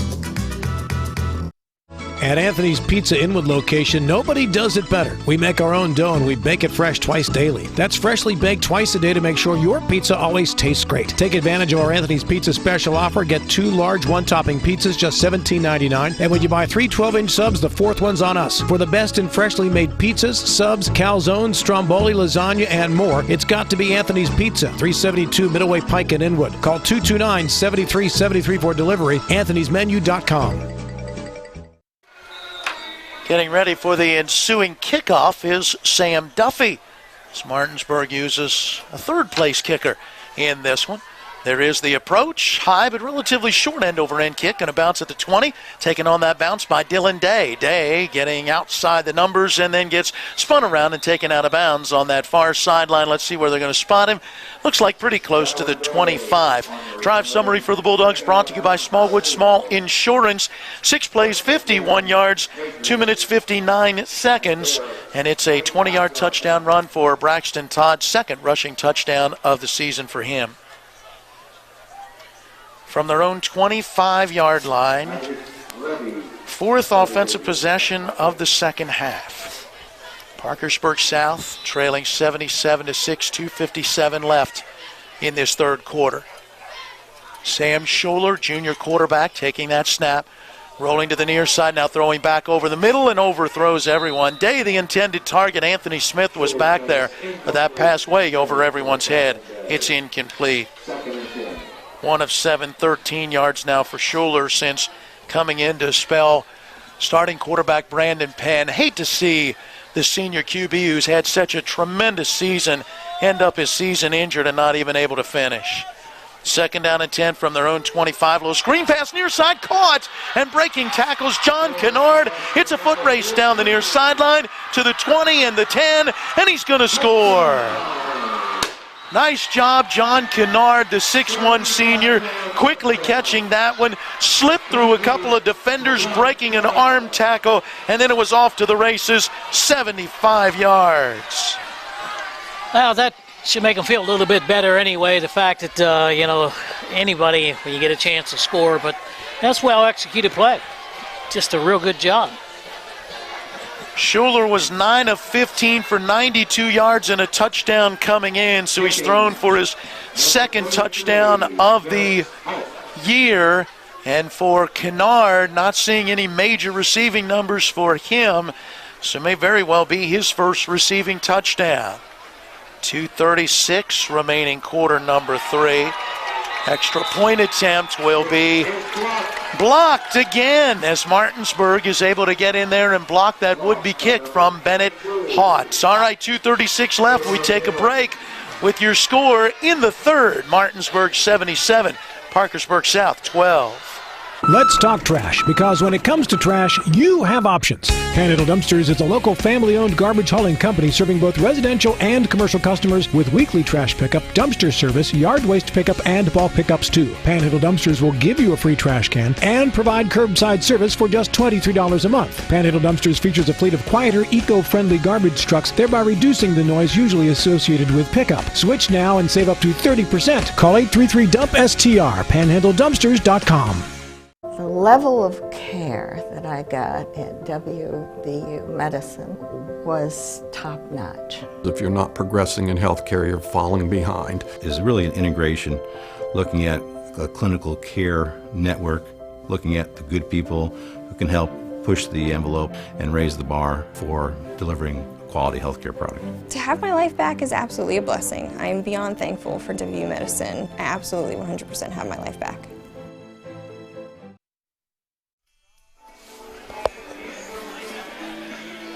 We welcome you back to Coburn Field. Drive summary. Again, a service of Smallwood Small Insurance. 2 plays, 75 yards, 21 seconds for the Patriots. 75 yards on the touchdown pass. Sam Scholler to John Kennard. The extra point again was blocked. 77-12, the Martinsburg lead. We're expecting an onside kick or some kind of popped-up kick, and there it is, popped high into the air along the far side.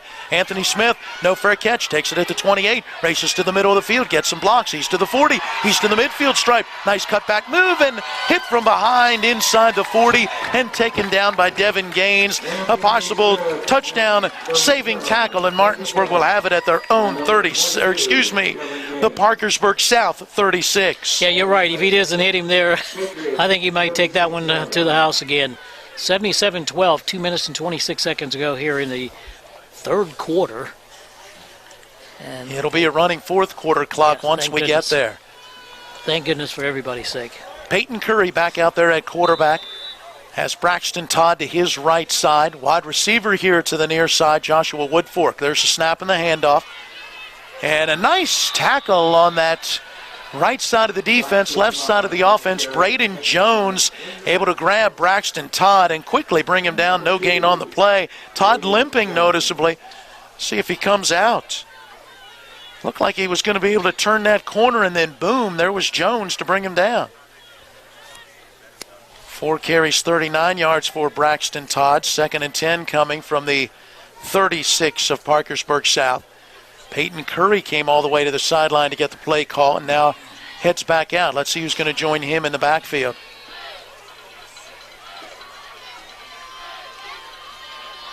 We'll wait and see. I can't quite get that number. There is the snap, and it is a quarterback keeper. Curry able to slip a tackle, coming here to the near side, goes between 2 defenders, and eventually Gaines brings him down. Mark him, it looks like, just shy of the 30, so a pickup of about 5. Nice run that time. Thought he was going to get hit back there, closer to the line of scrimmage, but he did pick up about 5 or 6 on that play. I believe that is Rafael, make sure I get it right, Taylor Parati, who was out there in the backfield. And yes, it does look like Parati will be the one who remains in the backfield after that pickup of 5. It's a 3rd and 5 coming for the Bulldogs. Peyton Curry's got 25 yards now on 3 carries. Martinsburg has struggled on 3rd down today. See if they can get one here. Going to be a quarterback keeper. Nice little stiff leg, and now a broken tackle at the 25-yard line, and Curry gets down to the 20 before being taken out of bounds. He's going to pick up 11 yards. Had a defender right there, just kind of planted that one leg and then went right around him. Nice move. It was really a nice move there. 41.2 seconds ago, third quarter. And looks like second group, and Martinsburg taking advantage of that situation. From the 20-yard line, a 1st down and 10 coming. Down to 2:11 to play in that NCAA matchup with Slippery Rock leading Shepherd 51-30, and I'm not sure, it may have just been a pickoff and or a fumble recovery, so it looks like the Rock may get the football back. Curry awaiting the snap, has got a quick pitch. That's Parati near side. He runs into a man and then gets taken down at the 10-yard line. Wide receiver on this near side, Isaiah Carpegna, and he was there to help lay a block, and that'll be a gain of about 10 yards and should be 1st and goal. And that's going to be the final play of this quarter. Clock winds down to zeros, and we will come back with quarter number 4 after a 60-second break. Martinsburg leading Parkersburg South 77-12.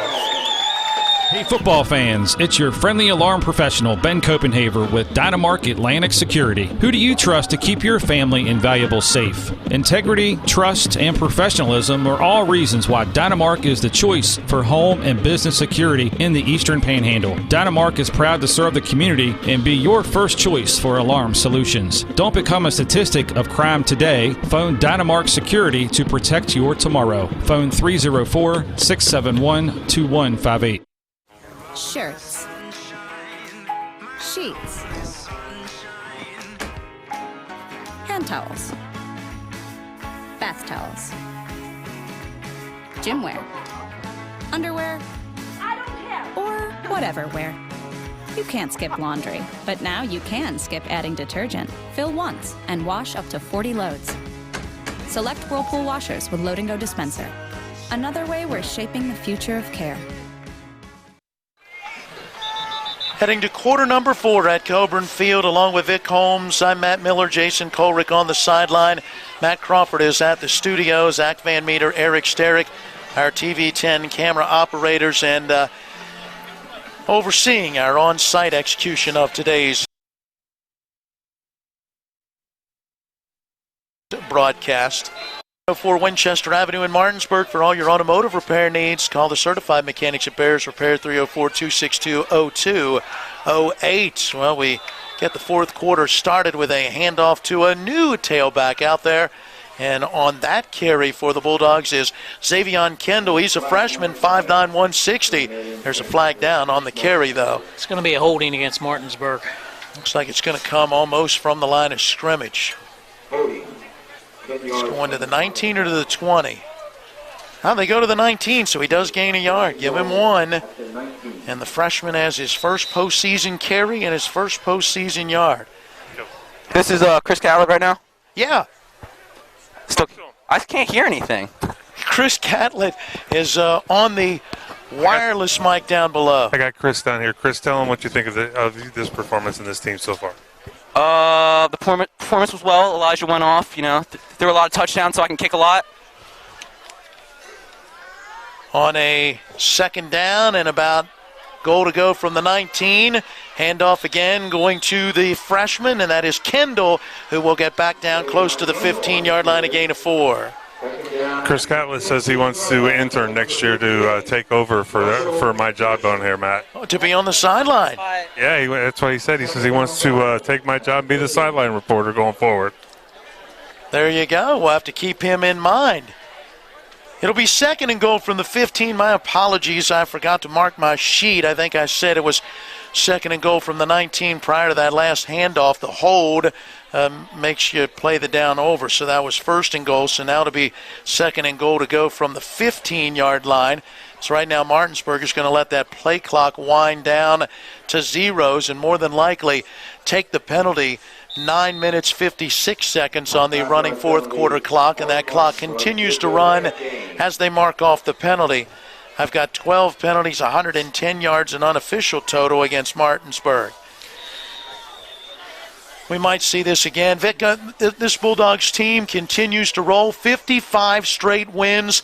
How about 64 in a row here at home against West Virginia opponents, including 31 consecutive home playoff victories. And Martinsburg has now reeled off 90 wins in their last 92 games here at home. Curry taking the snap, gives that quick pitch to Kendall off that right side, breaks a tackle at the 10, steps out of bounds down around the 5, but another penalty marker is in, and we may have a hold. I don't know on whom, because there's no Martinsburg players there. Not that you don't want to see the game, but let's just go ahead and let's play it. That's why you run the clock. Yeah, that ball was snapped at the 20. The penalty's coming from the 15, so a gain of 5 and then the 10-yard holding penalty. 13 penalties, 120 yards unofficially for Martinsburg.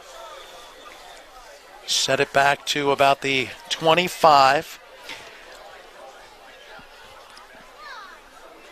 It will be second down and goal to go from there. They had a first down and goal to go from the 10 4 plays ago, it seems. Well, they're going to take another 5-yard penalty here and back it up to the 30-yard line. Maybe the officials will get this one correct. Well, with the running clock, Martinsburg could probably just continue to take these and run the rest of this clock out. Yeah, they certainly could. They'd end up all the way back around their own 20-yard line probably before it was all said and done. And we've seen Coach do that many times in blowout victories. But again, you've got some players out there who'd like to play. Like every second or third play, maybe run the football or something. Right. So now from the 30-yard line of Parkersburg South on a second and goal to go from there. Peyton Curry going to take that shotgun snap.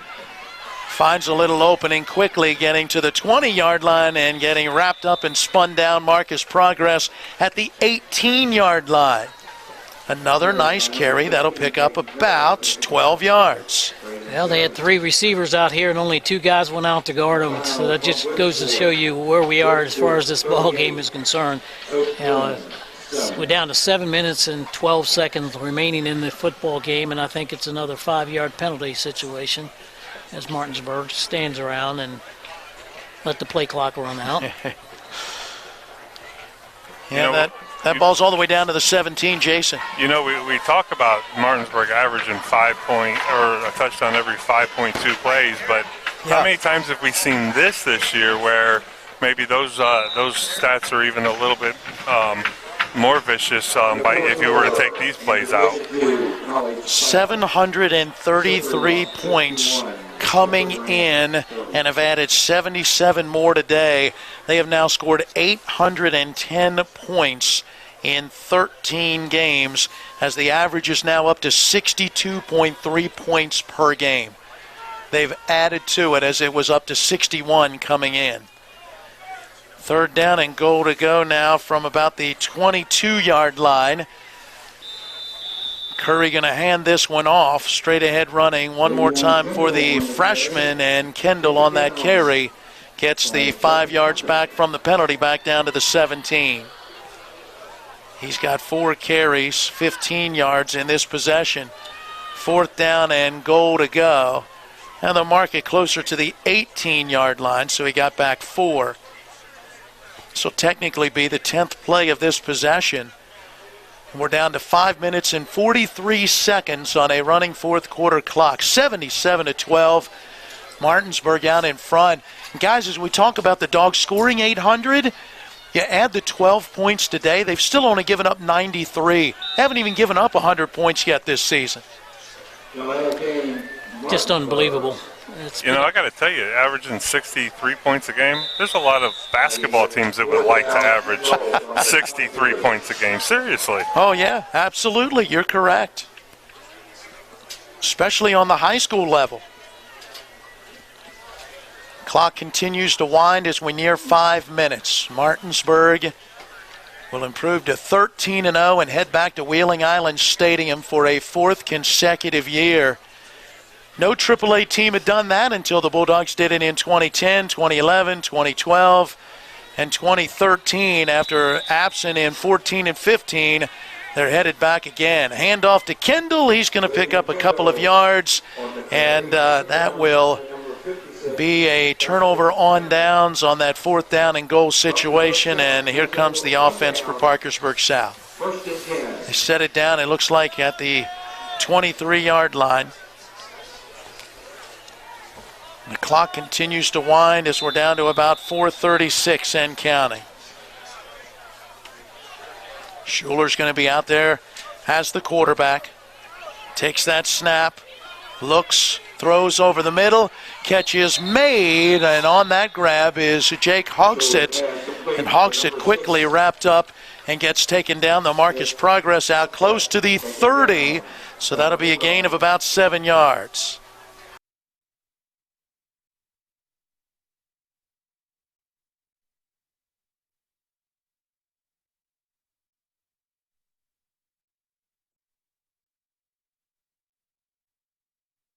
Racing to the 50, cuts outside, that's Dylan Day. Along the near side, he's to the 30 and the 25, and goes out of bounds just shy of the 20-yard line. There's another big play for the Patriots. They'll mark it, it looks like. I'm still waiting to see the 21. Shows some pretty good speed there. Clock still moving, 3:25 to go in the football game. 49 yards on that pass completion. They pick up just their 8th first down of the day. And from the Martinsburg 21 on 1st and 10. Clock down to 3:15 and counting. Schuler again out of the gun. A controlled roll to that far side. Lets that pass go slightly behind his intended target. And Jake Hogsett reaching back could not bring it in.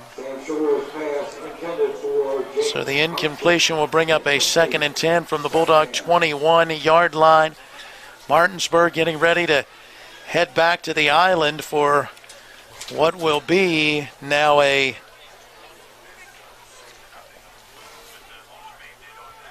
#12th time. I had to count that. I was going, wait a minute, I know it's more than 10. A 12th time since 2001. Pitch in the backfield to the running back. To his left is Corey Beveridge. He's a senior, goes 5'11", 180. Takes the football from the 21 down to the 10 for an 11-yard gain. First carry of the day for him, another first down, and it's 1st and goal to go now from that Bulldog 10-yard line. It is a final slippery rock, getting that win over Shepherd. Scholler taking the shotgun snap, throws over the middle, and in the end zone the catch is made. It's a touchdown for Levi Rice. I believe that's Rice. Hang on. No, pardon me, that is not. That is Landon Francisco, the junior, who pulls it in. So Francisco with the reception on the 10-yard touchdown pass. They are able to get it into the end zone. Two juniors hooking up there. Two guys you may see and hear next year. They'll go for the 2-point conversion. Give is to Beveridge, and Beveridge will punch it in. 2 minutes to play in this contest. The 2-point conversion going to run the score to 77-20.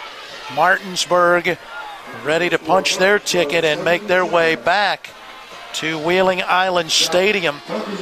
Vic, as we look back, they made their first run in 2001, lost to Parkersburg. In 2003, lost to Parkersburg South. In 2004, lost to Morgantown. 2 years later in 2006, again lost to Parkersburg. But since then, 4 in a row wins over Brook, George Washington, Cabell Midland, and Huntington, 2010 to 2013. And then each of the last 3 years, Spring Valley has been the opponent, and Martinsburg has won all 3. The 3-time defending champions ready to head back to defend that title. And it's Cabell Midland who comes next. And boy, they have a tough task ahead of them. Cabell Midland with a 31-0 win over Spring Valley last night. They're 13-0, but they're next in line for this bulldozer, you might say. Yes. Again, this is one of those situations where it's going to be really tough for them, more so than it is for Martinsburg, because, again, what they're going to see with Martinsburg, they have not seen all year long. They have not seen in years past other than Martinsburg. So Haught getting ready for the kickoff. The clock will start on the kickoff, and well, now it starts before the kickoff. You're imagining it's going to be a popped up along this near side. There is the approach, and it is a popped up kick, and that's Anthony Smith. He stuck a hand up in the air. Did he call for a fair catch? He started to move a little bit, and it took a moment for the officials to blow the whistle. It's kind of scary for the return guys. He put his hand up for a fair catch. He caught it. No whistle blew. So he wasn't sure whether to run or not. We've seen that happen before. Yeah. The officials got to make that call a lot sooner. But no harm, no foul here. 1:45 is, we're probably only going to get maybe 2 plays left. So the Bulldogs have it at their own 33. Peyton Curry going to come out to run the offense. Is Curry the heir apparent? He's a 5'11" and 165-pound junior. We'll see if he takes over at that QB position next year. He'll have a back to his left side. That looks to be Parati, and they'll hand him the football, looking to turn the corner on that right side. Gets hit and spun down. He should get a yard, I believe. So Parati had 1 carry for 10 yards back in the last possession. And they are going to give him 1, so we'll call it the 34-yard line. It is a 2nd and 9 coming. And we near 1 minute left in this one.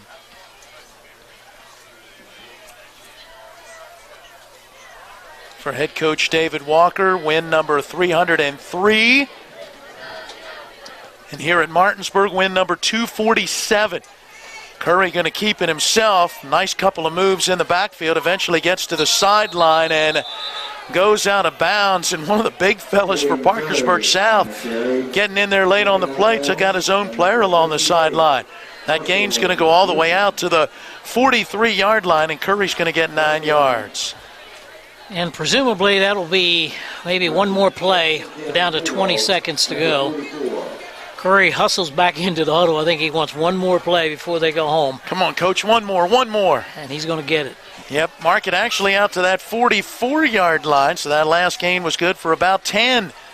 He'll bring a man in motion, takes a little bit of a low snap, hands it off to Trenton Sherman, turns the corner on the near side, and it's to the 40, and gets taken out of bounds at the 34-yard line in Parkersburg South Territory. So he'll pick up 22 yards on that carry, the final play in this one. And the Martinsburg Bulldogs improve to 13-0, run their winning streak to 55 straight, and the three-time defending champions once again make their way back to Wheeling Island Stadium for a chance to defend that title. It'll be Cabell Midland next Saturday at 12 noon. We'll come back and tell you all about it and hear from head coach David Walker from down on the field as we get into our post-game show brought to you by the Palace Lounge. First, a 2-minute timeout, and then we return to Coburn Field. Martinsburg with the victory, 77-20. Maytag knows extra dirty clothes need extra cleaning power. That's why the power of the extra power button makes Maytag extra powerful. Wow, dirt doesn't stand a chance against this kind of power. Get a load of this. That laundry is stacked. Not bad, huh? The Maytag Extra Power Button. More muscle to tackle the tough job. Remember when you were a little kid and saw your first deer? Oh, how cute. As an adult, maybe you've had a different experience. Where'd that come from? Bambi mess up your dream machine? Call Cody's Auto Body today at 304-901-4777 and get the work done right the first time. Cody's Auto Body, 851 Wilston Street in Martinsburg, has a team of auto body professionals with a lifetime of experience putting your ride back together again, regardless of how it got that way. Cody's Auto Body. Who should you call when it comes to your real estate legal needs? This is Chris Luttrell, local real estate attorney with offices in Martinsburg and Charlestown. Let's be direct. Buying or selling your home is a matter not to be taken lightly. At my firm, Luttrell LC, we possess the experience and knowledge to represent you and ensure your most important investment is protected. Give us a call at 304-267-3050, 304-267-3050, because at Luttrell LC, your home is our business. Black dogs on three! 1, 2, 3, black dogs! Who let the dogs out? Coming up next, we've got complete game stats and analysis. We'll recap the scoring, name our offensive and defensive players of the game, and take a look ahead to our next broadcast, all on the postgame show. So let's get started and head back to the stadium to rejoin our Talk Radio WRNR broadcast team.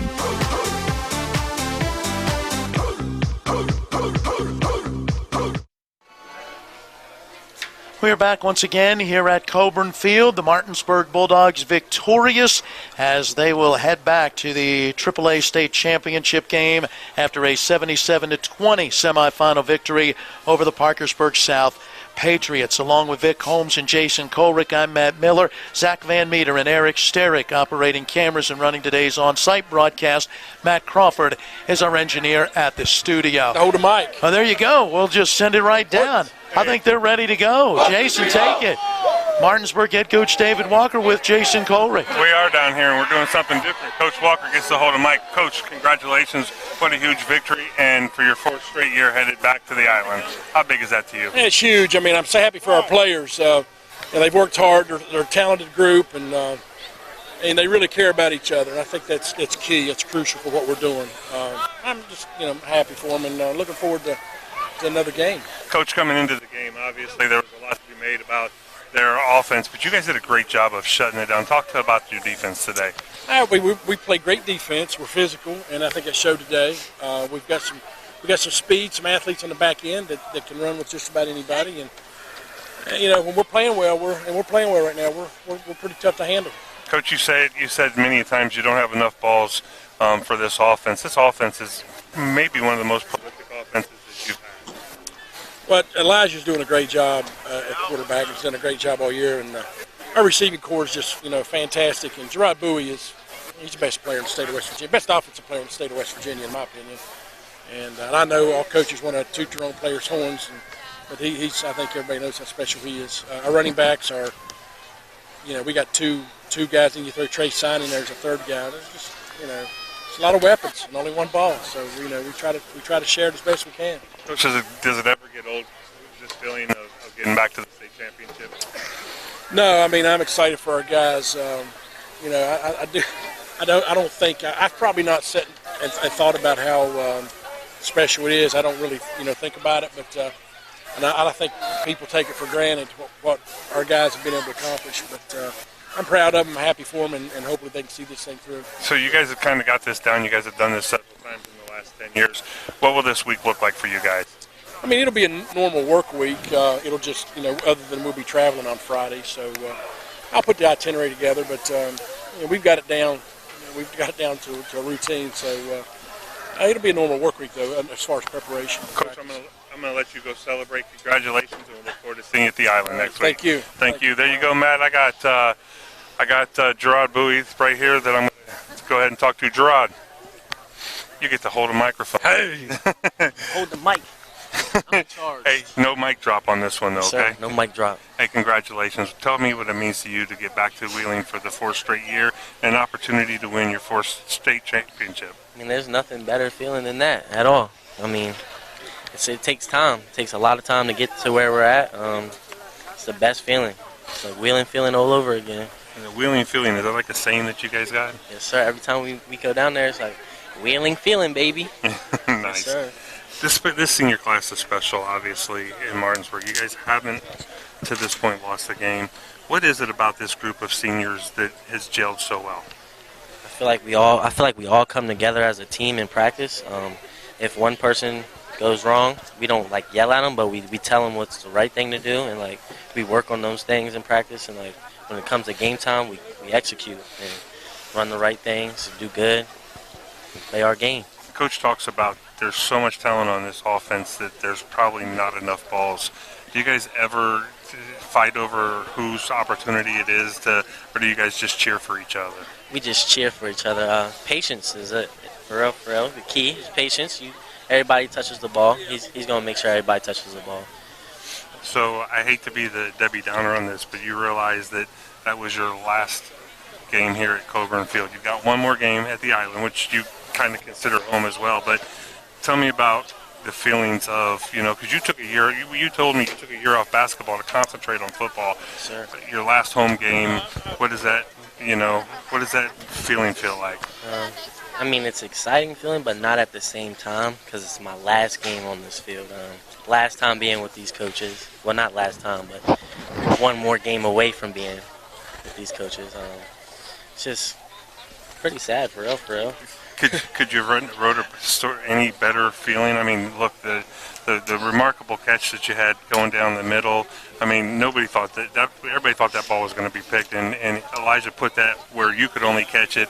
And then again, Elijah hit you in the end zone with an incredible pass. I mean, the chemistry between the two of you is absolutely amazing. Yes, sir. That's what 5 plus 6. 5 plus 1 equals 6. 5 plus 1 equals 6. There you go. Well, I'm going to go ahead and congratulate you. Look forward to watching you next week at Wheeling. Bring home that trophy. Congratulations. Thank you, sir. And we'll talk to you later, okay? Appreciate it. Thank you. Hey, I am going to bring in Elijah Banks. I haven't really gotten an opportunity to talk to Elijah. Elijah, you get to hold the mic. Thank you. Don't drop it. I mean, you can mic drop because that's the performance that you've had today. What an incredible game, man. Talk to me about that game. I just felt like we had more athletes than they had, so I feel like we had them outmatched with athletes, so it just made my job a lot easier. Coming into the season, a lot of people maybe didn't give you the credit that you deserved for running the ball. We all knew you could throw the ball, but you've demonstrated this year that you can run the ball as well with some determination. Was that something that you worked on in the offseason to prove the critics wrong? Yes, sir. That was a lot of the reason why I worked on speed and agility. Almost every single day we were out here working on speed drills, just straight sprinting, so we could get faster and more agility, and that definitely helped me out with all the people saying I wasn't a running quarterback or dual threat. So that definitely sparked the fire to the flame. So now you're going back to the Island for the 4th straight year. This senior class, like I just talked to Gerard, is undefeated. How determined are you guys to finish this and be the winningest class in Martinsburg history? Extremely determined because we don't want to be the group to end the streak. It's been going on for a long time, so we don't want to be the group to end it. Do you remember how many games it's been? I'm pretty sure today was 55. There you go. What's that mean to you? I mean, hey, do you guys even talk about that, or do you guys try to stay focused on one game at a time, honestly? We definitely take it one game at a time, but it's always there in the back of our heads. You notice how I threw the word in honestly, because Kevon Warren, every time you interview him, he says honestly about 30 times. So what's it mean for you to get back to the island for the fourth straight year? It means a lot. It means a lot for sure, because we always preached at the beginning of the season, there's only one goal that we're trying to get to, and that's to the island. So it means a lot. And what would it mean to you to win that fourth straight ring? A lot? Yes, a lot. A whole lot, yes, sir. I appreciate the time. Congratulations on your 55th straight win and another trip to the state championship, and good luck next week. Thank you, sir. Thank you. And there you go, Matt. I'm going to wrap it up from down here, but two candidates that are definitely both had great games today and candidates for players of the game in their own rights. No doubt about it. Jason, thank you. Sideline reports throughout the day brought to you by Mike Folk for Governor. Accountable, ethical, responsible. Learn more at folk4wv.com. Well, Vic, as we just kind of quickly recap the scoring in this one, I mean, Martinsburg had a 49-6 lead at the intermission. The question was only cosmetic. What would that final score be? Martinsburg set the tone early on, a 3-and-out on Parkersburg South's first possession, a 38-yard punt return after a 33-yard punt, and Martinsburg starts their opening possession at the 14 of Parkersburg South. 2 plays later, they're in the end zone. They lead 21-6 after one, 49-6 at the half, and then open that second half, scoring 2 touchdowns on their first 5 plays, 3 touchdowns on their first 7 plays, and they continue to find pay dirt as they had a 77-6 lead before a couple of late scores from Parkersburg South give us our final score of 77-20. Well, it's just total dominance. I mean, there's no question about it. Martinsburg, obviously, the better football team, the better athletes. They had the quickness, they had the size, they had the speed. They just had the better athletes all the way around. And there again, sometimes it's kind of hard for people to understand this, but you go to practice, and I'm sure Parkersburg was ready. They were prepared. They look at film. They are prepared for this type play, that type play. But what you can't judge, number one, is speed on film, video, whatever. You can't judge it. And then you can't practice against it if you don't have it. So you get out there and you practice. It's just like, you've got a 6'2" center, and you got to go against a guy who's 6'9", and it's hard to practice that because you don't have it. And you can do whatever you want to, but if you can't put people out there to simulate what you're going to go against, you can look at it, but when you start talking about the same thing with size, sometimes can be so dominant. And that's what we saw today, the athletic ability, the talent, the speed. Parkersburg had not seen that all year long, and they knew from that very first series it was going to be a long day, no question about it. And I personally, I had said here, and I told the guys here in the booth, I said, Martinsburg's got them already. It was pre-game, and the Bulldogs fans started cheering and saying overrated and this and that, and the players during pre-game warm-up were watching the fans, and I said, they're in trouble. They're in trouble. They're already intimidated. Well, and it was trouble throughout, and then adding to the trouble, their starting quarterback, Brandon Penn, went down with an injury in that second quarter, unable to finish. The team already down handily at that point, and it just got worse from there as Parkersburg South wraps up a very impressive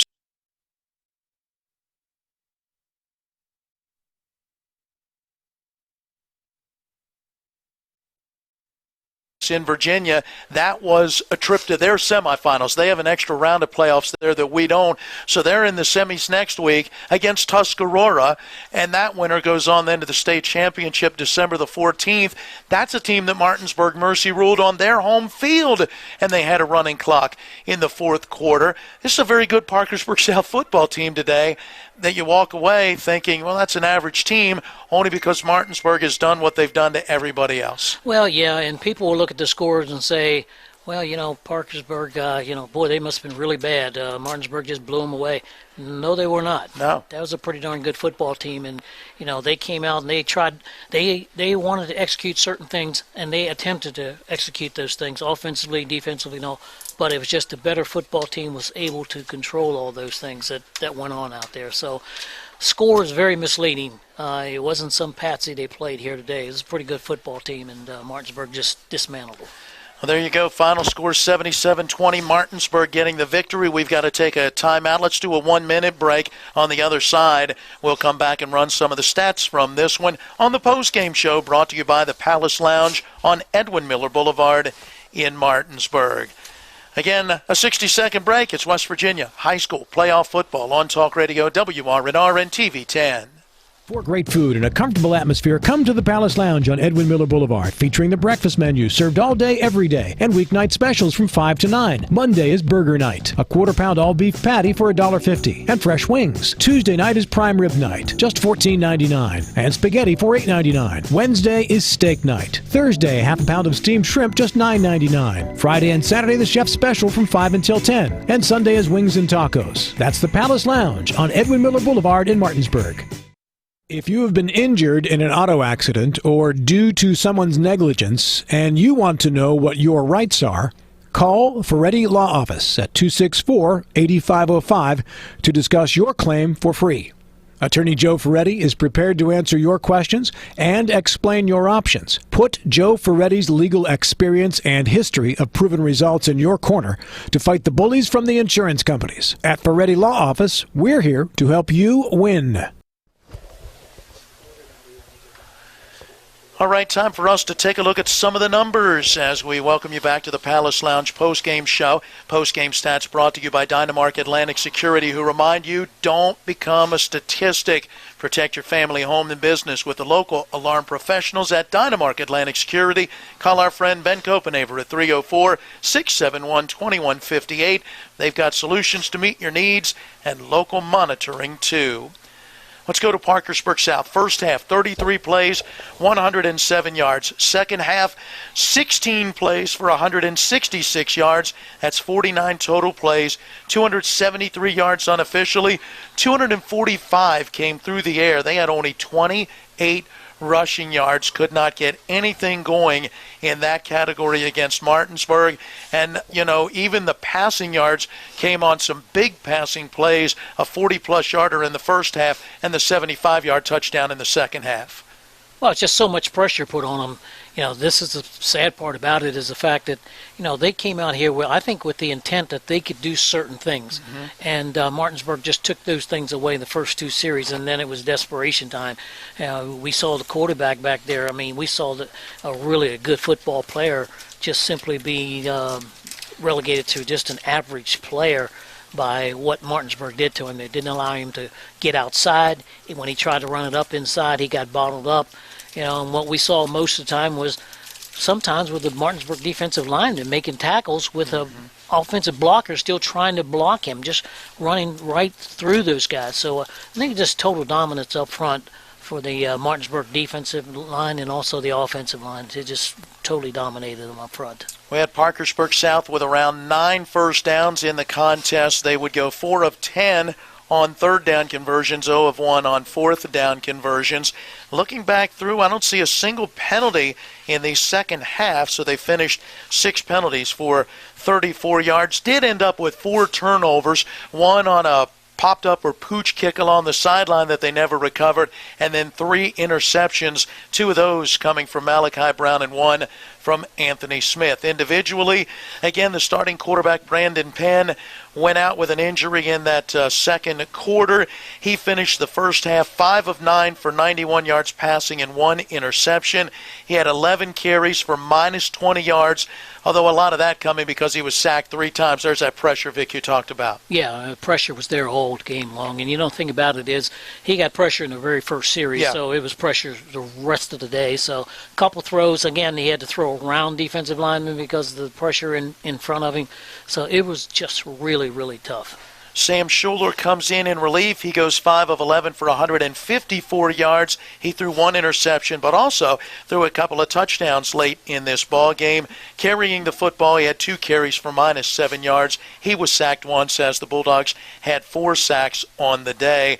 And their top rusher out of the backfield as a running back, 14 carries, 43 yards for Devin Gaines, the junior, who came in with over 1,300 rushing yards. Martinsburg did a nice job of bottling him up. They did, and the thing about it is the fact that what Martinsburg does, first of all, they put you behind the 8 ball because they score boom, boom, boom. The next thing you know, you're down 2 or 3 scores, and so that limits your number of runs, because now you've got to get some points and you got to get or large chunks of yardage, and you got to do that by throwing the football, so that takes him out of the game a little bit. Gaines did have a rushing touchdown that covered 1 yard and touchdown receptions, 75 yards for John Kennard and a 10-yard touchdown reception for Landon Francisco. All right, let's turn to the Martinsburg Bulldogs in the first half. 34 plays, 306 yards. In the second half, 26 plays, 280 additional yards. I've got the Dogs at 586 yards on 60 plays today, and 407 of that came on the ground. 179 passing yards for Elijah Banks. He went 9 of 16 for those 179 yards. He threw for a pair of touchdowns in the first half and ran for 3 touchdowns in the first half. His touchdown receptions going to Teddy Marshall from 14 yards out and to Gerard Bowie from 21 yards out. He would finish with 4 carries for 4 yards in those 3 touchdowns. It was 5 carries, 92 yards for Kevon Warren. He had a couple of rushing touchdowns. 3 carries make it 4 carries, 43 yards for Trey Sign. He had a rushing touchdown as well. Gerard Bowie, he had a carry for a touchdown of 2 yards, added another carry for 55 yards in the second half. So he had 57 yards on 2 carries. How about the day for Naeem Kearney? 7 carries, 43 yards for him. Braxton Todd came in late in this one, had 39 yards on 4 carries. And even the freshman, 5 carries, 15 yards for Xavion Kendall, and 7 carries, 58 yards for Peyton Curry. So Martinsburg got some young guys in, and they picked up some big-time yardage as well. I had the Dogs at 23 first downs. They were just 2 of 8 on third down conversions, but they were 4 of 5 on fourth down conversions, and the last one was at 4th and goal from the 18 with 4:36 left, and really just handed it off to and give the football away and let that clock continue to wind. 15 penalties, 130 yards for the Bulldogs. No turnovers. They did a solid job of protecting the football and once again putting up points. 77 has them over 800 points on the season. Numbers brought to you by Dynamark Atlantic Security. Again, give our friend Ben Copenhaver a call. They've got solutions to meet your needs and local monitoring too. Phone 304-671-2158. One more 1-minute timeout. We'll come back and hand out a couple of honors and put the finishing touches on what has been a record-setting season for the Martinsburg Bulldogs. Next week, they're in the state championship. We'll tell you how you'll get coverage of that as well. Final in this one today, Martinsburg 77, Parkersburg South 20. Hey football fans, it's your friendly alarm professional, Ben Copenhaver with Dynamark Atlantic Security. Who do you trust to keep your family and valuables safe? Integrity, trust, and professionalism are all reasons why Dynamark is the choice for home and business security in the Eastern Panhandle. Dynamark is proud to serve the community and be your first choice for alarm solutions. Don't become a statistic of crime today. Phone Dynamark Security to protect your tomorrow. Phone 304-671-2158. If you're not progressing in healthcare, you're falling behind. WU Medicine has planted itself here, and they're the first university that I've found who wants to take ownership of this population of Western Maryland, Southern Pennsylvania, Eastern Ohio, and the good people of West Virginia. And it's really refreshing to see. I was able to do things that the patients were going away for, which is good for the patients, and it's good for us because we have more resources. It certainly has helped take us to another level.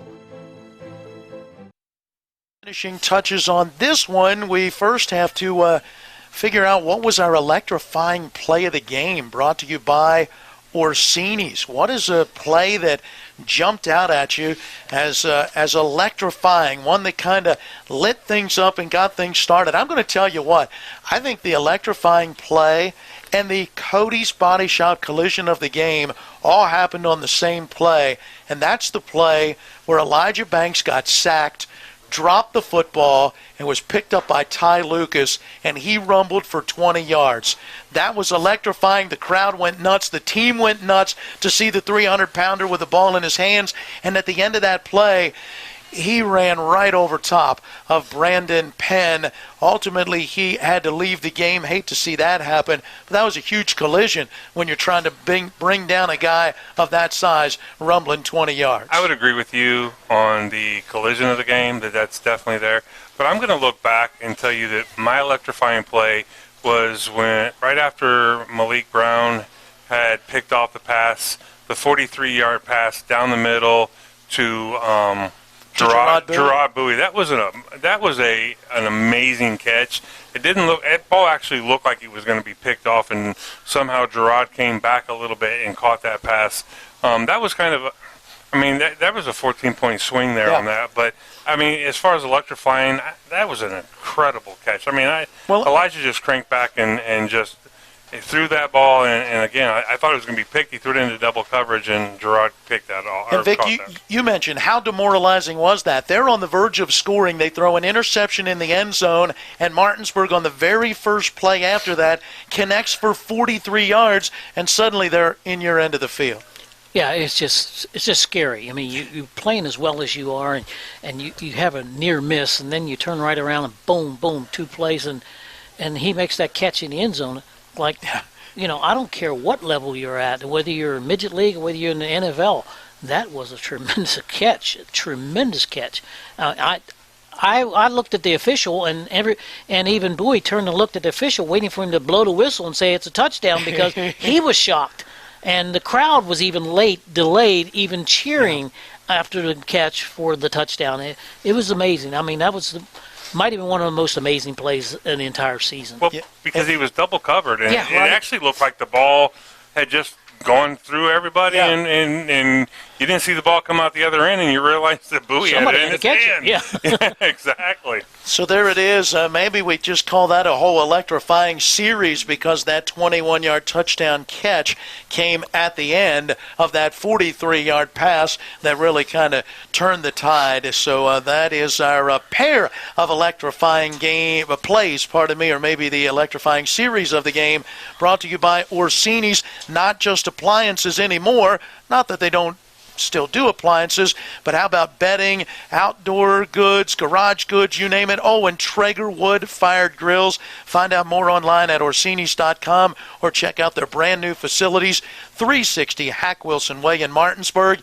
And congratulations to Ty Lucas, with our collision of the game, brought to you by Cody's Body Shop, 851 Wilson Street in Martinsburg. Family owned, they offer superior customer service at a great price and performed by experienced certified technicians. Find them online at codysauto.com or phone 304-901-4777. All right, that sets it up for next week, 13-0 Martinsburg against 13-0 Cabell Midland. I'm going to tell you just my initial thoughts. It is going to be a very difficult game for Cabell Midland. I got a chance to watch their win against George Washington last week and their win against Spring Valley last night. They seem to be very much a one-dimensional type of team, ground and pound, control the football, and Martinsburg's defense tends to eat those kind of teams up. Buddy Hessen will have them prepared for that. I don't think there's I have not seen all year long. Of course, they've athletic everybody else on the field, but I've never seen them come out there not prepared for certain types of offenses, certain types of formations, certain types of plays. I mean, today I've seen in the course of the year, of course, like any other team, players get beat on plays like throws or blocks and so forth, but nothing with any consistency. Again, that's the big problem, is the fact that when you play Martinsburg, you can make plays and you can do some things, but you're going to have to score, and you're going to have to score a lot, and that's what teams cannot do. We've watched over the last couple of years, you'll have a team that come in and maybe be successful in their first series. Spring Valley in the state championship the last couple of years has put together one good drive. But the one thing that Martinsburg's coaching staff does an amazing job of is making adjustments. And you know, even at Salem this year, Salem had a little bit of success rushing the ball up the middle, opening some holes, was able to score a touchdown. But nobody has been able to do that for an entire 48 minutes. And with the athletes that Martinsburg has, you're right. I see if they're a one-dimensional run team, Martinsburg's going to put pressure on you. We talked about it. They score so fast. You're going to have to score with them and keep the ball away from them. And I don't know that running is going to be the way to do that. And the other aspect of that, guys, is when you're that type of team and you face a Martinsburg that scores quickly, every 5.2 plays, that's not a conducive offense to playing from behind, and that makes it challenging when Martinsburg is able to get any type of lead. I mean, you get in situations, you got 3rd and 5 against a team like Martinsburg. You know, that's a run play for them normally. But you're not going to get those plays against the Martinsburg defense, pick up 5, 6, 7 yards to pick up a first down on a 3rd down situation. That's just not going to happen, and I think that's going to make for a long day for them offensively. And if you're not a throwing team, I mean, you haven't been throwing the ball, Cabell Midland's not going to go out here and start throwing the football in practice this week to get ready to make 25, 30 throws against Martinsburg. So it's going to be a long day for them. I really believe that. Well, you know, and they're 13-0, so they feel like what they're doing and what they've done all year long is going to be effective. And you know, we all watch the tailgates, you know, the tailgate forums and all that stuff. They feel like the brand of football that they play down there, Martinsburg's not going to be able to compete with. So, no, they're not going to try to do what's got them to anything different than what's got them to 13-0. They're going to try to show that their brand of football is better than what we have up here in the Eastern Panhandle. And, you know, I hate to say it, but it hasn't. They haven't shown that yet over the last. Heck, let's go to the last decade. So, you know, they're going to have to game plan something a little bit different, but they're not going to change what they do. At 13-0, 13 ball games, there's not a whole lot different you can do. You're just going to try to really sharpen your tools going into this ball game and what you have been doing in comparison to what countering Martinsburg does. And that's all you can do. I mean, I know when I was coaching football, it was the same thing. I don't care what sport it is. You cannot change things at this point. No. Yeah, you may throw in a couple trick plays here or there, but if that type formation and that type offense, that's even going to be difficult. And I don't care what you say. We've talked about it before. Cabell Midland has not seen the speed and the athletic ability that these guys have. And like I said, you just can't adjust to that. Well, and you know, Coach said, you heard him in his thing, Martinsburg's got the best football player in the state. You know, he doesn't get the touches. He doesn't get the touches that he would get at a school where they didn't have 30 different people that they could give the ball to. But when you give it to him, I mean, I'd like to go back and listen to our broadcast. How many times did we give him the electrifying play of the game this year? I mean, he's another level on a team that's another level. Yep. So it's remarkable. And we don't have to. And they don't have to rely on him. That's the thing about it. You know, and just think of the numbers that he would be putting up if you take a couple of those wide receivers away and a back or two away, and where you did have to rely on him, the numbers he would put up because you still can't stop him. Scary. Yeah. Very scary. Well, we'll see how it all plays out next week at Wheeling Island Stadium. Kickoff is at 12 noon, and once again, as it's been for my lifetime of calling games, we follow the Bulldogs to this point and then have to hand it off to someone else. It'll be on WVMetroNews.com. You'll be able to pick up the broadcast that way. We will not be able to bring you coverage as the contracts are as such through the WVSSAC. So it's been a fun season, gentlemen, a lot of fun to follow this football team and watch the record-setting year that they have put together. We'll have to watch the final chapter of the book from afar, but we'll come back together again next year and see if we're talking about continuing a 56-game winning streak when we open next year. Matt, it's been a pleasure. It has been a fun year. It's been, you know, we've watched probably one of the most explosive offenses that Martinsburg's ever put on the field, and looking forward to seeing them in Wheeling Island for the 8th time this decade. I'll tell you, it has been fascinating. It really has. And I think if somebody wanted to write a book or something like that, or just do some statistics. A documentary? Yeah. Well, we'll pass on the documentary. We'll just do the book, movie later. But you take a look at the statistics and how this whole year, laid itself out. It would be unbelievable.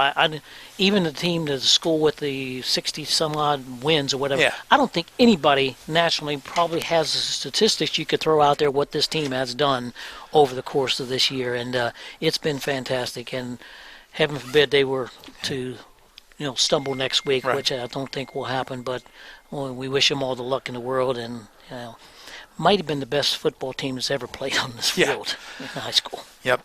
Well, there it is. That wraps it up for us here at Coburn Field, but don't go away just yet. Matt Crawford has a few more details to bring you with our Extra Point post-game scoreboard show from back at the studio. Thanks to Zach Van Meter and to Eric Sterick here on site, and thanks again to Matt Crawford back at the studio. For Jason Colrick, for Vic Holmes, I'm Matt Miller, saying thanks to both athletic directors, head coaches, staff, and folks here at Coburn Field for their help and support today and all season long. We always thank you for joining us at each of our broadcast entities, and a special thanks to our sponsors who make it all possible. It has been a lot of fun. Your final score today here at Coburn Field in this AAA semifinal, Martinsburg 77, Parkersburg South 20. Until basketball, so long, everyone. And that concludes today's postgame show.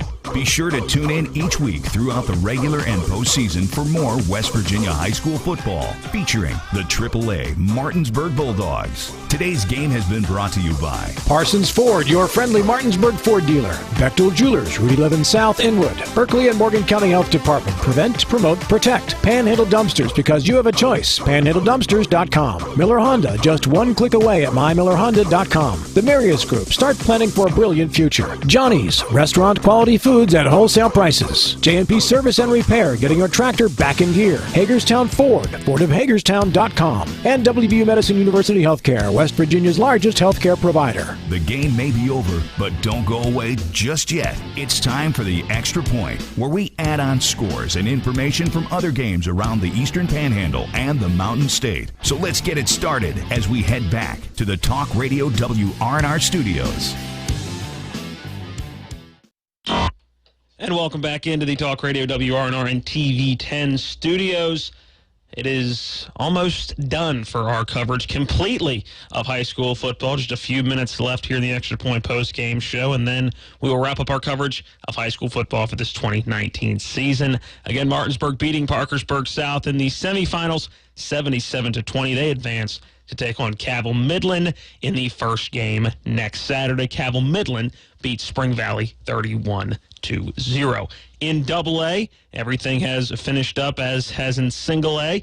In the AA state championship that will take place Friday night, it'll be the 4-seed Bluefield taking on number 2 Bridgeport. Bluefield beating Fairmont Senior 40-24. Bridgeport beating Oak Glen today 38-7, and the single A was all wrapped up yesterday, and it's Doddridge County taking on Wheeling Central. That'll be the afternoon game, or should I say early evening game, coming up next Saturday. Doddridge County beating Williamstown 27-3, Wheeling Central beating Pendleton County 27-7, and that is what the Super 6 will look like from Wheeling Island Stadium next week. Real quick, let's recap college football scores that are final for the day. The season has ended for the Shepherd University Rams, and it has ended a few weeks earlier than they would like. Slippery Rock getting the win 51-30 over the Rams.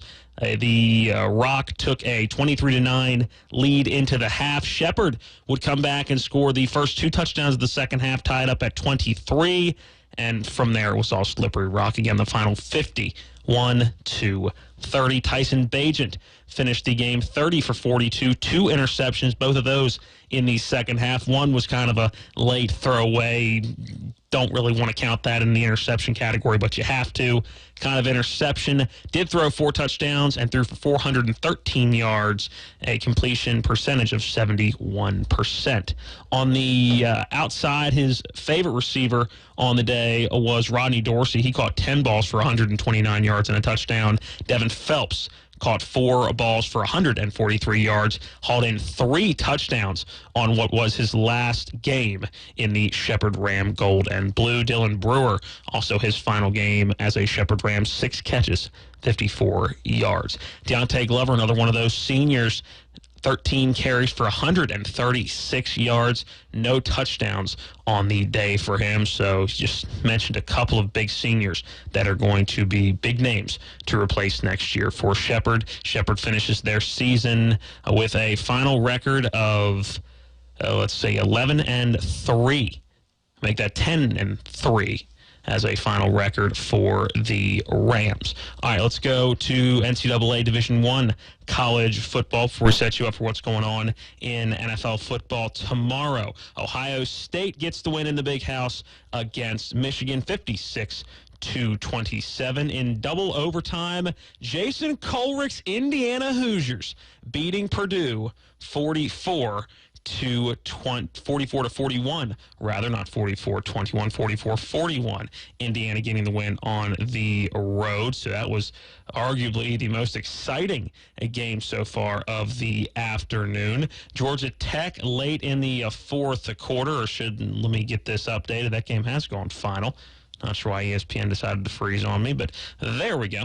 Georgia all over Georgia Tech, 52-7. Clemson all over South Carolina, 38-3. And games in action right now. The Iron Bowl is tied at 17. Auburn taking on Alabama. That game just 5 minutes left before the half. Number 12, Wisconsin is at number 8, Minnesota. 10-7 is Wisconsin's lead with just over a minute left before the halftime intermission. Number 9, Baylor is at Kansas. 31-0, all Bears. And Penn State at home and at the half only up 7-3 over a winless in the Big Ten and only 2-win overall Rutgers team. So that one a lot closer than people were expecting. And just into the second quarter, a couple of scores. Number 14, Oregon is up 17-3 over Oregon State. Notre Dame finds themselves down 3 at Stanford, 10-7. Again, still early on. That game, 11-11 remaining in the second quarter. Games going on later tonight. Texas A&M at number 2 LSU. Number 23 Iowa State at Kansas State. Florida State at number 11 Florida. That's a 7:30 kickoff. And then the Battle of Oklahoma, number 7 Oklahoma at number 21 Oklahoma State. That is an 8 o'clock kick. Real quick, let's take a look at the big games coming up in the NFL tomorrow. Not necessarily a big game, but one that we will have interest in. The Redskins are in Charlotte taking on the Carolina Panthers. The Redskins coming off their second win of the season. Last week, a ugly win against the Detroit Lions. The Pittsburgh Steelers will try to avoid a sweep against the Cleveland Browns in what was a rematch, or will be a rematch tomorrow, one of the brawl late in the game between these two teams a couple weeks back in primetime football. That's a 1 o'clock kick. The Packers will take on the Giants. The Ravens will take on the 49ers on what should be a primetime game, but not late enough in the season to have that flex schedule. The 9-2 Ravens welcome the 10-1 San Francisco 49ers. The late game tomorrow night that can be heard right here is the New England Patriots taking on the Houston Texans on Sunday Night Football. Monday Night Football we will have for you as well. It's the Vikings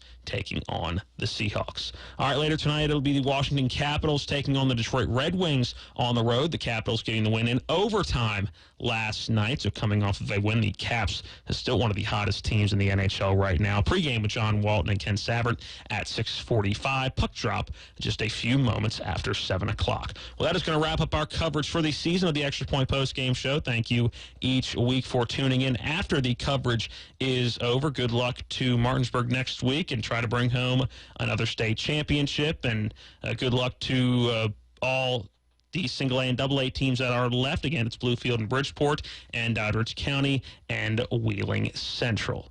For Matt Crawford and all the rest of the crew that is now cleaning up at the studio, that is going to wrap up our coverage for the year. This has been a West Virginia high school football on TV 10 and Talk Radio WRNR. And the extra point is up and good. That concludes today's broadcast of West Virginia high school football. All rights reserved.